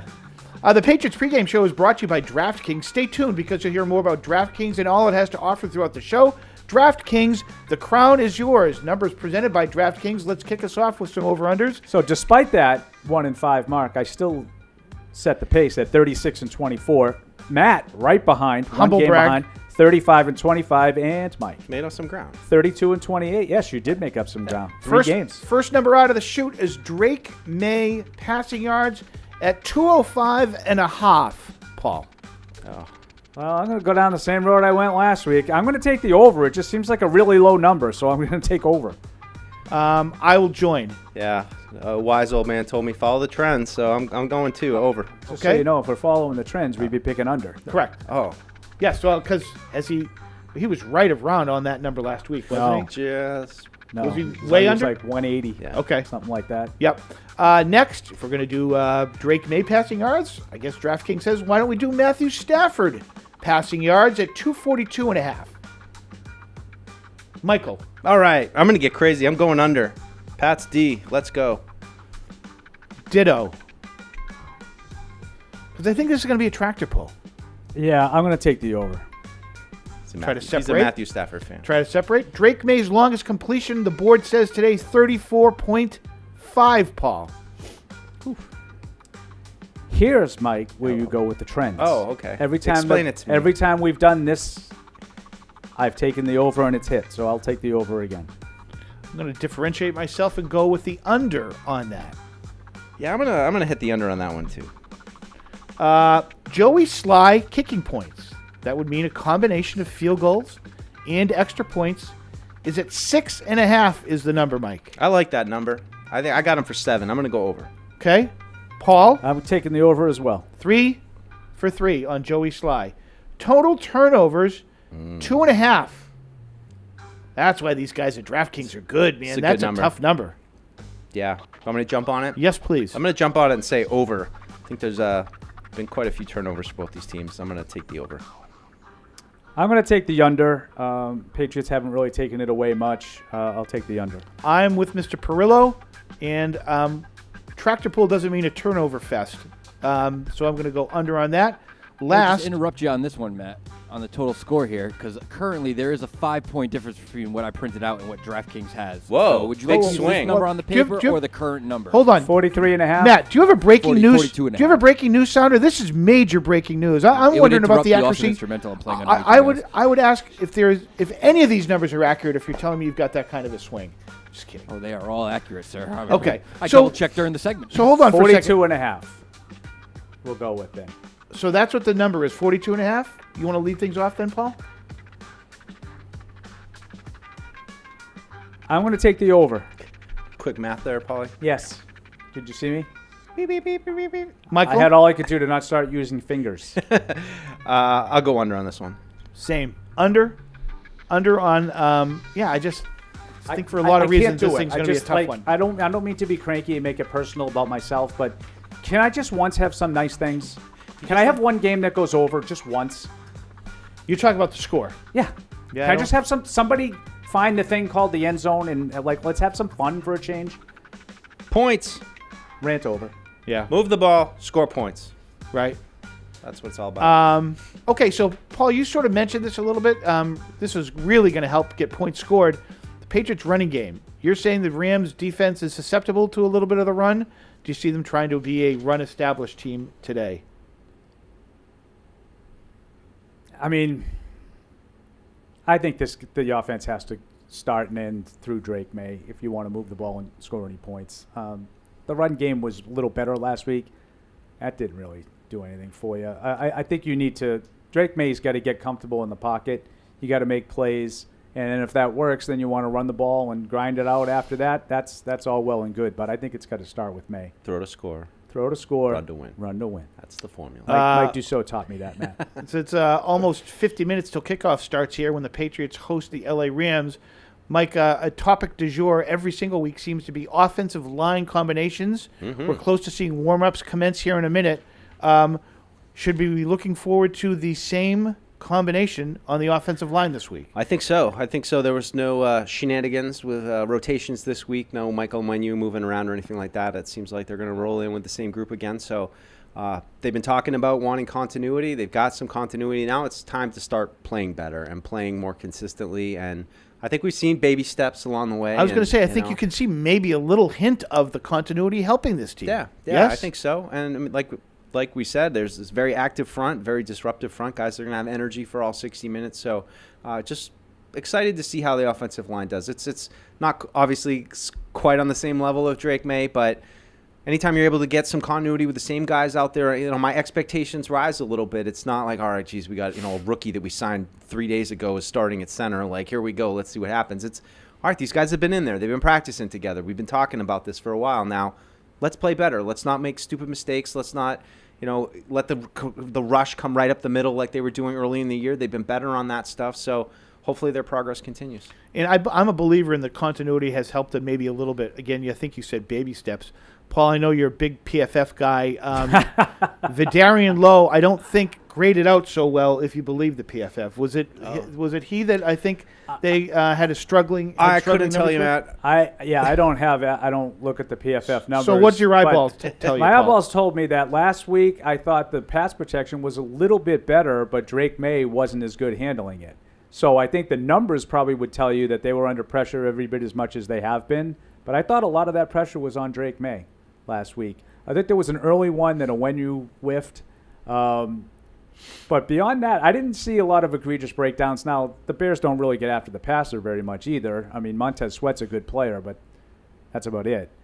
Did you think that May was jittery? I thought May was looking to run. Okay. Last week, not like jittery. Like, let's not make. I didn't call him Mac Jones now. that was my word. My word. Jittery. This is my guy now. This okay. This is Drake May we're talking about. Okay. This is an athletic Drew Bledsoe here. Okay. Perfect. Okay. All right. Okay. That's my Parcells. Okay. Okay. So, I thought he was looking to make some plays with his feet last week early in the game, and ran himself into some trouble. More so than with just constant breakdowns. This week, Mike's been talking about it all week. Braden Fisk, Jared Verse, Kobe Turner, Byron Young, Kobe Turner. This could be a different story. These are young, physical, athletic front seven. They'll have their hands full today. Okay, so I'm old enough, and I was saying, do they try to establish the run? As you very nicely illustrate that point there, is this one of those days where you come out 4 wide and, as you said, Mike, throw to score and try to jump out early? Ooh, that would be interesting. I don't think that passing game. I just don't think that's in the AVP DNA of this offense. I think that they're going to do what they do and try to get the wide zone going and build off of that. And I think it can work, but they've got to execute. The London first drive in Jacksonville. A lot of quick throws, short, sideways, get it out, mitigate the pass rush that way. Could be, Matt. That could be part of the equation today. I wonder if the Rams are going to have anything, because I thought Chicago did a better job than the previous opponents of making sure they had someone sort of looking after May. Tennessee did that in the second half of their game after May ran wild in the first half. I thought they started more, accounting a little bit more. So I'd be curious to see how the Rams handle that today. Do they look at what's been on tape and see how often May has been running and try to put an end to that? I think the first time May tried to run last week, he got stopped for like 2 or 3 yard gain. Correct. On a guy who was clearly spying him. So there's tape out there, and people are seeing that May's not afraid to run, will run if you're not disciplined, and he was having some success doing it. As the Patriots pregame social, fueled by Duncan, is now to the warm-up stage. We've got the blue jerseys. Are those the home blues, Mike? with the dirty pants, right? They look Good use of great dirty to me. pants, Matt. I don't like mind. it. I don't mind that. I like Dirty, that. I like that. Looks better than the all blue. Much better. Yeah. No, I like them. I like them better. I just wish the stripes on the pants match the stripes on the shirt, but that's all right. We'll get there someday. So that means, what are we going to get? You know, the Rams. The Rams will be in bone white. We'll limit our uni talk to this, but the Rams have some of the best unis, maybe one of the great helmets in the league. It's a good. Oh, the old ones you mean, or the current ones? The current ones. Hell yeah, you like those? The helmet is excellent. Helmet is I awesome. agree with Matt. It may be the best helmet. It in might football. be, yeah. Are you talking specifically the redone version of it, or you're just saying generally that style of Rams helmet that they've always had is one of your favorites? I like the gold and specific I like the yellow and the blue. Yeah, and it pops. Yeah. But I don't like the changes they made to the. I think they had a classic uniform that they kind of wrecked. So they're going with white. Well, what do you think they're going with? White shirt, blue pant, white shirt, yellow pant? I mean, we what can do only. What do they wear? I don't know what they wear for palm. Blue and yellow. All bone. Do they wear pants? Bone on bone. Will they wear pants today, Mike? I hope so. Yeah, it's a family game. The bone white with the yellow and like those blue like kind of. Well, you hate numbers. things that look kind of dirty. The bone looks kind of dirty. Like it's not white. What is Mike? that? I told you during the week I don't like these uniforms. You don't like the bone. I think they had a classic uniform that was certainly in the top three. Yeah. The classic Vince Ferragamo Super Bowl against the Steelers. That's a classic. Cousin Vince. That was the classic uniform. Yeah. He was really my cousin. You know that. I do know that. Yeah. As we're seeing Joey Sly warm up, the previous shot was Drake May along with Joe Milton warming up. I figure that might give me an opportunity to discuss, was it our friend Mike Reese who mentioned Milton being a practice player of the week? And I wonder what that's entailing for Milton. What is he doing? Scout team, yeah. And is that, mirroring a Caleb Williams? I'm with you. Doing stuff Matt. like, what is it that he's doing that he's being recognized by the coaching staff? What do you think, Mike? Yeah, his acting job, pretending to be other quarterbacks that he is not. But is that what he's doing every week? Now, I think it's probably reasonable to assume he did it for Caleb Williams. Yep. But I wonder if every week that he's one of the practice players, if he's doing other positions. Maybe he's just throwing it really far, and everyone's just so impressed by it. They're like, just give him a practice player of the week because we like watching his giant arm. Because, look, they've got a lot of guys to try to develop on this team, but you wonder for a guy, he's not getting any practice reps. He's getting scout team reps. That's it that he's getting. So you wonder, we're not allowed to see what's going on in practice as far as that's concerned. You wonder what Joe Milton's develop is like, because he's certainly a project, I would say. He's got to steal reps. That's what they say, Paul. He's got to steal reps somehow. It's the mental reps, too, the VR reps. He's big on the VR, Gerard said, too, that Joe Milton.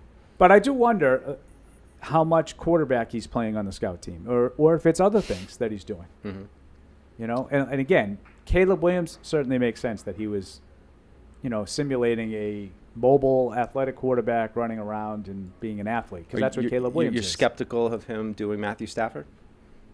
I'm not skeptical of anything. I'm wondering. How come when you wondered, no one gave you any hard time? See what happens to me? I just can't see Joe Milton doing Matthew Stafford. A little sensitive. They're ageists. They bully me. All right. Listen up, old man. We're looking at the wide receivers. Have they? Has the logjam at wide receiver been solved? I think so. And you heard Alex Van Pelt say it this week, and I was wondering how it might play out because he said, I think we've settled on our group. And now I think you're seeing it. These are all guys who are under contract next year. We haven't really mentioned Tyquan Thornton, big disappointment just to miss on a second-round pick, 2 years out. I mean, it's just, of course, everybody doesn't need to rehash it all, but just never was able to really stack some days and start to build on his production. And had a couple good days at camp. I remember Evan being like, I'm not going to take the cheese again on Tyquan. And he did have a few good days in camp over the last couple years. But ultimately just couldn't ever put it all together in a game consistently. Couldn't translate his speed. Struggled with the physical parts of the game. Any kind of contested catch usually was going the other way. He just doesn't – that contact balance thing they talk about, being able to go up and fight for the ball. He just would get bullied at the contact point consistently. And like I said, the speed. You drafted him for speed. He's one of those guys that times fast but just doesn't jump off the field. Mike, is it the ultimate irony that we're 90 minutes into the pregame show and we're just now getting around to Tyquan Thornton? You know why? Forgotten player. Yeah. There's nothing to sit here memorable about him other than talk about. Yeah. he now takes his place, along with a lot of other people, as being a Patriot bust. And the question that I have about that is, we're moving forward, and the need is so heightened for a number one wide receiver. Does this team have the people who can scout and find that person who can be a number one receiver, or do you have to spend money in the offseason and target that person in free agency because that person's developed under somebody else? Yeah, I mean, I'm not sure what it says. I mean, I guess it's it's interesting to me because we always wonder, like, who all these draft picks kind of belong to. Like, who claims them within the organization? Were they Bill guys, or were they Matt Groh guys, or Elliott Wolf guys, and all that? And I think at least this message tells you is they're not really tied to anybody. And as we progressed along the season, Tyquan Thornton fell down the depth chart. These other guys have emerged, and they said explicitly, we want to give the young guys a chance. I still considered Tyquan Thornton a young guy. Third year. And I think he got a chance, and I think the other guys, they've just determined he's not going to be able to hack it in this league the way we need him to, and that's why they are. I don't know what's gone on in practice, but he really never got a chance in games this year, like to do anything, really. He's been inactive more often than not. And then when he has been active, it was like Bourne last week, sparing snaps here and there. Bourne didn't get any. But that said, I was with you guys, you and Evan, during the course of the summer. I thought he had a strong training camp. I thought he had a strong I think he's had 3 really good training camps.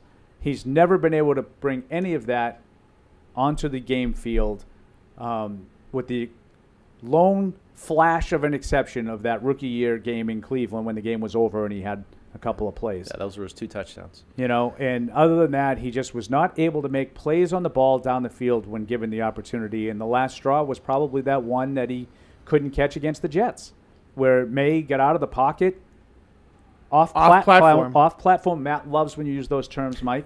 Well, you just had another one. I'm trying to remember what that was. You said made a play on the ball. Is that another word for a catch? No. Well, because he didn't have many of those. Yeah, it is another word for a catch, but it's a specific like the ball's thrown up there, not necessarily because he's wide open in the clear, and there's a play to be made. Go up and make it. That wasn't his. Not even necessarily like a contested catch. Just it's not a routine play, but go up and make a play on the ball, and he didn't. That might be the final straw. That one against the Jets, where Drake May have made the best throw he's made as a pro in the 5 games. He put it right on his hands. He couldn't hold on to it. Behind the scenes, didn't matter what the regime was. I know that I've joked with other people before. Is who's the wide receiver scout for the Pittsburgh Steelers? And wouldn't you hire that person? Like, how the Steelers just, it doesn't matter. They get a guy every single year that can play a little bit at wide receiver. It doesn't seem for years and years and years. Who's their scout at wide receiver, and can they bring him here or her? They've had a good run. They really have developing guys, and no question that's an important position for the Pats, and another opportunity today, I'd say for Jalen Polk. Yeah, I always gave my buddy Kevin Colbert all the credit for that. We'll see if that continues now that he's gone. He's been gone for a little while now, and we'll see if they start to incorporate new guys. Pickens has been good, but we'll see, because it was just a steady stream of 4th-round picks, 6th-round picks. Antonio Brown, Emmanuel Sanders. Yeah. It wasn't always 1st and 2nd round picks. It was draft and develop, exactly the way Elliott Wolf has talked about wanting to do. Yeah. So the opportunity is there, and this is something that came up during the week, Matt, when for Mike and I. Well, they should really just not even try to do that, because they have not shown the ability of being able to draft and develop wide receivers. And I'm like, resoundingly, I would say no to that. You can't do that. Right. You can't stop trying. You just have to keep working at it until you get it right. And Fred brought up, that a lot of people said that about tight end, and then they drafted Gronkowski, and all of a sudden they could draft a tight end. So you can't just quit because you haven't had a lot of success at it yet. You have to be better. No, I think you got Drake May now, and that's intriguing and exciting, and you can see how heightens the awareness at wide receiver, though, doesn't it? For sure, and I mean, I think you can see why guys would want to come here and play with him. He can throw the ball down the field. If you get a guy that can separate down the field and has a little explosiveness to his game, like that could be what starts to take this offense to the next level. I just, if I were a wide receiver with some juice, I would look at the skill set of Drake May and say, that's a guy I want to go play with. And I think it's I think we don't talk too enough about, this kind of came out after Brady left, but he was very demanding of receivers too, and I think he played a part in some of the difficulties in trying to develop guys, and it's probably for a good thing because he was holding the offense to such a high standard. But there's certainly part of it along the way of if he was a little more understanding, do you think some of these guys might have been able to get something going with their career? I mean, I'm not going to complain about Tom Brady ruining receivers around here, but I'm going to emphatically say no on account of none of those guys ever went anywhere else and did anything. Right. If they had an ability that just was wasted because Brady wouldn't look at them, N'Keal Harry would have panned out, or Aaron Dobson would have panned out somewhere. Like these guys, like Brandon Tate, he was a return guy. Like none of those guys ever did anything when they left. You know what I mean? You mentioned earlier. I do. You're trying to think of someone who did? No, because I'm sure I forgot somebody. No, I think Not generally you're right. I'm also just thinking of how hard it is as a player to have a rough start to your career and then to go somewhere else and catch on, and still necessarily judging a guy by that kind of standard. Whereas if he had gotten a good start right away, could it have been different? I mean, I get what you're saying. Yeah, generally. I just don't think I agree with that 100%. I just don't put the bad start to the career on the demanding nature of the quarterback. Like trying to get them to run the routes properly is not, to me, a deduction. Yeah, for the quarterback. But there's also that's like all it was. Be where I need you to be. Be where I expect you to be, and I'll throw you the ball. He threw it to Jacoby Myers. Yeah. But it's also like the mental beatdown of I can't do anything for this guy. He's icing me out. He's not even going to throw the ball to me anymore, and I'm never going to make it in the NFL. It's just I just think it's part of the situation. It's that existed here, that it was really hard for them to find guys and be able to develop them. Okay, so hopefully it doesn't continue. It's really hard to win titles. Here's my question, then, Mike. I sent Mike a nice picture of me with Robert Jonathan and Danny Kraft with all the trophies. I said, Mike, these they call these Lombardi trophies. Well, now what was that picture from? Was that a magazine or something? What? I mean, it was like, they used to take pictures come on up, Paul. Yeah, the whole organization did it. I'm sure Matt Smith has some of those in his. I'm just surprised you went. I thought you'd be like, I don't need a picture with the Lombardis. What am I going to do with that? Look at this guy. Why wouldn't I be a team player? When have I ever demonstrated the ability not? What time is this at? We got to be here. What? Okay, that's probably fair. Yeah. We got to go up there at 3:00 in the afternoon and take a picture. I don't need a picture. 3:00. Like I lived it. Like you've ever been here at 3:00, please. All right, here's my question to you, Mike. You're sitting. You alluded to the fact that who gets credit, who gets blame, and I'm not here to point fingers or get credit and blame. But I guess my question is, two key people who were here with Bill. I don't know how much of a philosophy they share from a scouting is, Elliott Wolf, Matt Groh. Okay, they do have, we believe, the quarterback.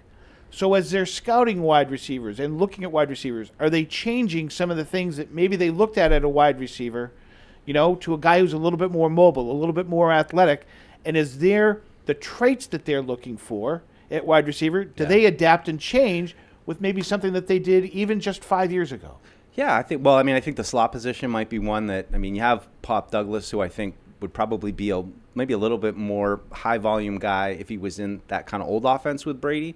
So I think that they want guys who can play inside and outside, and they stay out there. For me though, my kind of philosophy like this year, I just feel like is they need explosive player. Like he doesn't have to be big. I'm not really going to be interested in the big contested catch guys. That's not usually my jam anyway, but guys who can separate and just move the needle on for a defense to look at and be like, this guy has got some juice and we need to be aware of him. And if you can add wasn't that Tyquan Thornton though? Well, wasn't he? That's what he was advertised as. A little bit, but I also just think he's so specific. He's so tall and narrow and small. Just so small. He's just kind of straight line speed, and 9 route guy. That's it.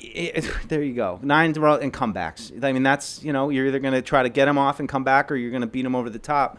I want somebody. Paul mentioned Antonio Brown. I get Antonio Brown as like a Hall of Fame, but you just saw that guy was so electric and had so much juice to his game. And there are guys like that too that aren't necessarily Marvin Harrison Jr. up at the top of the draft. I fell in love with Malik Neighbors when I first saw him. I'm like, this guy is. Like, that's it. Yeah. That's it. Neighbors right is there. The kind of guy that I would be looking for. And Marvin Harrison. Like what's a second round Malik Neighbors look like? I don't know. But that's the body frame. I like Jalen Polk, but not that type. Not a big, tough hands guy. Like a guy who was electric and has ability to make plays with the ball in his You hand. did an excellent job answering that, by the way. And not suggesting, Outstanding. by the way, that they should have taken one of those guys. But, like, just think about it, because that was, I wouldn't say it was a loud argument, but that was an argument that some people made. Marvin Harrison. Like, just take Marvin Harrison. Yeah. Like, he's a generational player. Yeah, he may be. Can you imagine what this team would look like right now with Marvin Harrison on it? And no Drake May? Can you imagine what it would look like with Joe Alt? Like, just trade down Joe Alt like that. Right. That was another kind of and you conversation. could have Would done be able that. to sell any hope. You could have done that, and you could have nailed the pick. Like Marvin Harrison could very well be the next Jerry Rice. You could have nailed it. I don't know, but your team would be a mess. Yeah, and you'd have no hope for the future. Yep. And then you'd be in a draft, this coming draft, that doesn't look like it has really even one guy. Good like point, Cam Paul. Ward might be the number one quarterback, but like, what about the kid from Georgia who he looked good returned- last night, He but did. he's been awful. No, but last night he sort of returned to form, maybe, huh? Yeah, he was good last night. I like how he looks. He played well last night. Yeah, I like how he looks. Before we get to the Sunday six-pack, I'm just going to get this email out of the way. This is from Emery, who writes, the only team with fewer points per game than the Patriots are the New York Football Giants, yet I still think Daboll is one of the best offensive minds in the league. That's right in Paul's wheelhouse. Van Pelt could be bad, but I think Daboll demonstrates that sometimes bad personnel just can't be overcome. That is from Emery. Paul, I know you're, if not the president, at least the vice president of the Brian Daboll fan club. It's a great analogy. It's a great point for what I'm talking about. Do you ever watch the Giants play? No, God, no. not Do you ever particularly. see how many times there's a play to be made and they just can't make it? Yeah. It's not like this. It's Daniel Jones throws the ball off a guy's face mask and it bounces in the air and gets picked off in the red zone. Like, if that's what was happening all the time and the Patriots were on the verge of scoring 25, 30 points every week, but their ineptitude, their lack of ability is costing them opportunities, that's not what happens with the Patriots. The Patriots are a slog to move. The Patriots had the longest 50-yard drive to tie a game with no time left, with miraculous play after miraculous play. Like, that's what it takes to move the ball. They don't get anybody. Like, besides the fact that Brian Daboll is not the offensive coordinator of the Giants, he's the head coach, which is different. It's just different. And Daniel Jones is really, really costing him. Like, Drake May is not costing them opportunities a lot. I'm not telling you he's been perfect, because he hasn't been. He's made rookie mistakes. But he's made way more plays that out of nothing. Like, not schemed plays. Like, I'm going to take off and run 24 yards on 3rd and 16 on this play. Like, how many times has that happened? Right.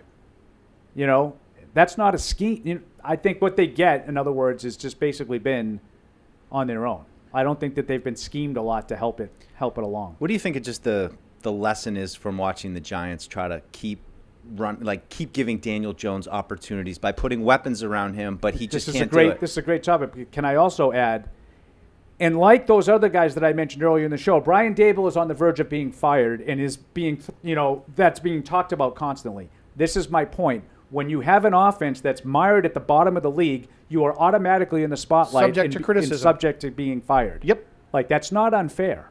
That's the way. You could say it's unfair in life. The business they chose. But that's the business that they're in. Yep. When you have the worst of something, Josh McDaniels had the worst offense in the league when he was the offensive coordinator of the St. Louis Rams way back in the day after the first time he left.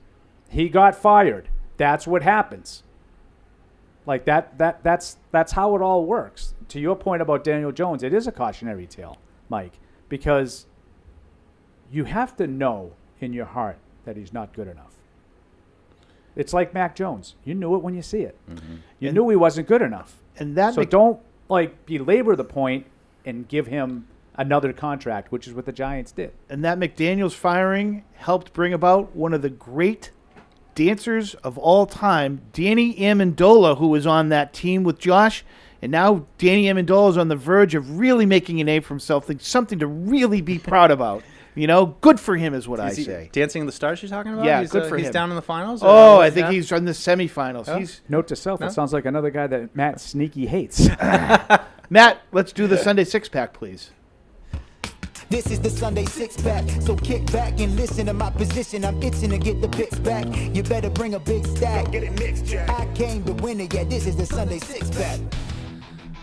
All right, let's go to the analytics corner of the room and Paul Perillo to tell us how bad we are at picking football games. But we have a feel for the game on the over and unders, but we don't have a feel of the game when we just discuss which team we think is going to win. Correct. Paul and Matt 3-3 last week. Mike was 2-4, so that allowed us to get one game closer to the leader because Mike is in the lead. 4 games under 500. 27, 31, and 2. Terrible. Matt and Paul 26, 32, and 2. So, a lot of bad. It's a lot of bad. I just want to say this because I feel like Mike and I deserve, a little defending. We pick every game with the spread for the whole season. Okay? For the whole season, Mike is 82, 67, and 3, and I'm 81, 68, and 3. So I get it. Blame Morrell. He's picking the games he knows you're going to lose on. Yes, right? yes. We just can't pick a select amount of games. No. It's Matt's fault. I think, too, AFC I get to the teams we're going to play. That's what I pick. I get to this point, too, in the week, and I think I've forgotten what I picked on the show, and I'm ready to, get the Patriots game going, so I don't feel as invested in these ones. No one wants to hear it. I always say this. No one wants to know about your golf game. No one wants to know about your lost bets. Fantasy team. And no one wants to know about your fantasy team. Right. Those are always the things that I go with, but I have had a lot of crushing losses. Spoken like a real loser. Like Tampa Bay. I had a nice upset special last week with Tampa Bay against San Francisco, and they lose on the last play of the game. All right, the 6-3 kicking off. The 6-3 Green Bay Packers are at Soldiers Field. This is where the tough part of the Bears schedule. Imagine now that they have to play the tough part of their schedule with a 4-5 Bears in disarray host Green Bay. Green Bay is a 6-point favorite, Paul.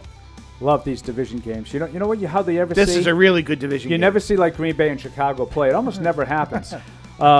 Yeah, I'll take Green Bay in this game. I think Jordan Love is a little bit healthier than he has been. I think that could be a big lift for the Packers offense. Yeah, I'm with you. I also just saw Caleb Williams apologize to the team after Shane Waldron was fired.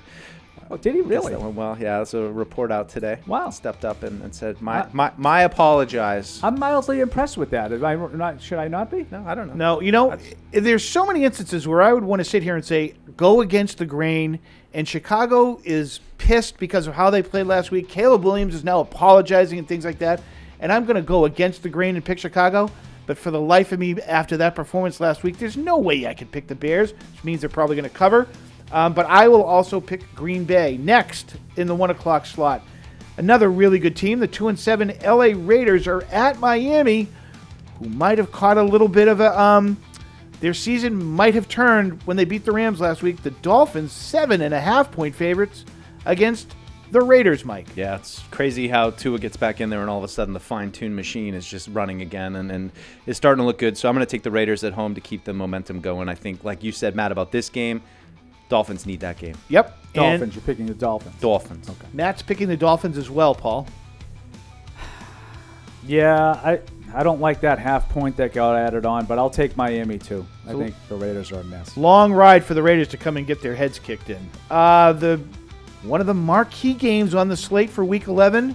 This is a rivalry game here, Paul. I don't know if you know this, a big division rivalry game between the 7-3 Baltimore Ravens, who go to Pittsburgh to take on the 7-2 Steelers. What did you call it off air? A slobber knocker? Yes. Yes, a slobber knocker. Slobber knocker. Except you know what now? It ain't a slobber knocker. Probably going to be higher scoring. It'll right. probably be a little bit higher scoring right. than they have been because both of these teams have been scoring a little bit lately. The Ravens are 3.5-point favorites on the road, Mike. Yeah, I still don't fully believe in the Steelers. I'm going to take the Ravens, but I will say if the Ravens, this would be the Ravens to lose this game. I think just when you feel like you got a beat on them, they lose a game you think they shouldn't. But good game. I'm going to take the Ravens. Paul? Yeah, I thought the strangest stat that I saw was this is only going to be Lamar Jackson's 5th start career against Pittsburgh, which is the most Pittsburgh thing ever, how many times they've avoided having to play Lamar Jackson. But I will take the Steelers at home to pull off a mild upset. Win outright. I'm going to contradict myself here. I think this is a game that Baltimore wins. I think Baltimore wins it outright. I'm not a believer in the Steelers yet. However, I'm a believer long-term in Mike Tomlin. Boy, is he really proven himself as a good program runner. Volunteers, not hostages. That's what he wants in Pittsburgh. Baltimore? Baltimore, please. Next, boy, I'd love to watch this game. The 4-6 Indianapolis Colts travel to New Jersey to take on the New Jersey Jets, who are 4-point favorites against Anthony Richardson back in the starting lineup for the Clots. Paul. I thought that I would not be taking the Jets at any point again the rest of the year, and then the Colts decided to go back to Anthony Richardson, so give me the Jets. Yep. Paul, Same. Paul, I agree with you. I'm taking the Jets, too. Can't believe it. At 4 o'clock today, I've heard people refer to this as the game of the year on the schedule. The undefeated Kansas City Chiefs at 9-0 go to Buffalo to take on the 8-2 Bills, where the Bills are 2.5-point favorites against the Chiefs. Michael? Yeah, I've taken Kansas City all year. This is the one time I'm going to divert from that plan. I'm going to take the Bills at home. Paul? Yeah, I have Buffalo as well. Buffalo is really Josh Allen has done very well against Patrick Mahomes in the regular season. Yes.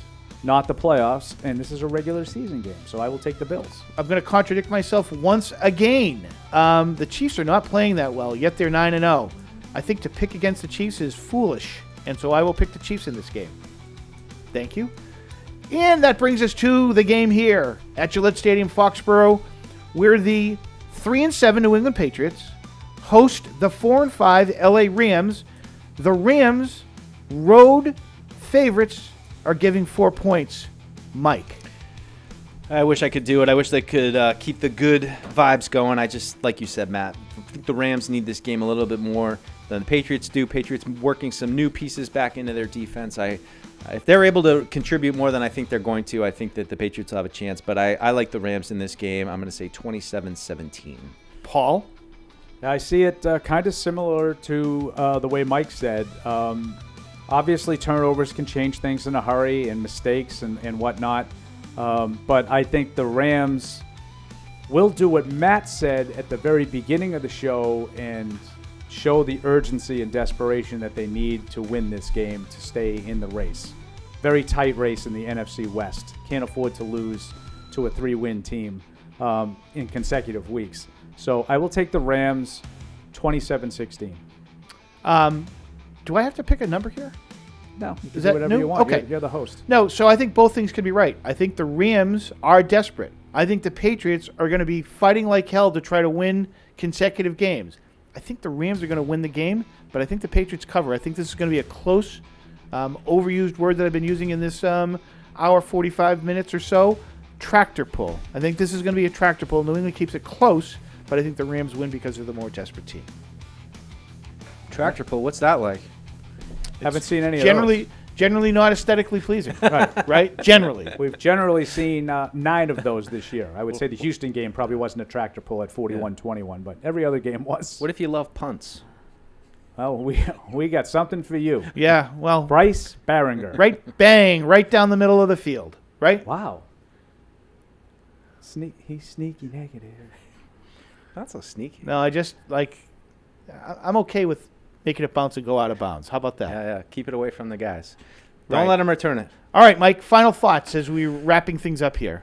Just want to see Drake May make some strides today. Maybe just limit the turnovers would be great. Get back to that. And continue to see him, I think as Paul would say too, just operate the offense. Operate the offense. Get the ball out quick. Look like you're growing comfortable within the scheme and making the plays that are there, not trying to force it. And that would be a positive win or loss. If it seems like he continues to take another step and continues to impress, that's all I need at this point. Paul? I am so with Mike, but just to bring up something different, I'll talk about Christian Barmore and, to a lesser extent, Yannick Ngakoue. And those two newcomers to the front, what kind of impact can they have in the game? Can they impact Matthew Stafford? Can they help the defense do the 2-in-a-row part of it? Because they played by far and away their best game of the season last week. And I think if they do that again, if they have a similar kind of showing, it's going to start with those guys up front. Mike mentioned it earlier in the show, and I'm going to agree with him. Yes, it'd be nice to see Drake May improve. I'd like to see him bring some other people along for the ride. I'd like to see some other people pop a little bit today, show some improvement as the Patriots hopefully are trending in the right direction and going up, even if it's not as fast as everybody would like to see. That'll do it for us for the Patriots Pregame Social, fueled by Duncan. We'll be back with you to wrap things up, dissect and analyze as the Patriots host the Los Angeles Rams. Enjoy the game, everyone. Thank you for downloading this podcast. Subscribe on Apple, Google Play, and everywhere else you listen. Like the show? Please rate and review us. Listener comments and ratings help keep us high in the podcast rankings so new listeners can find us. Be sure to check Patriots.com for more news and more podcasts.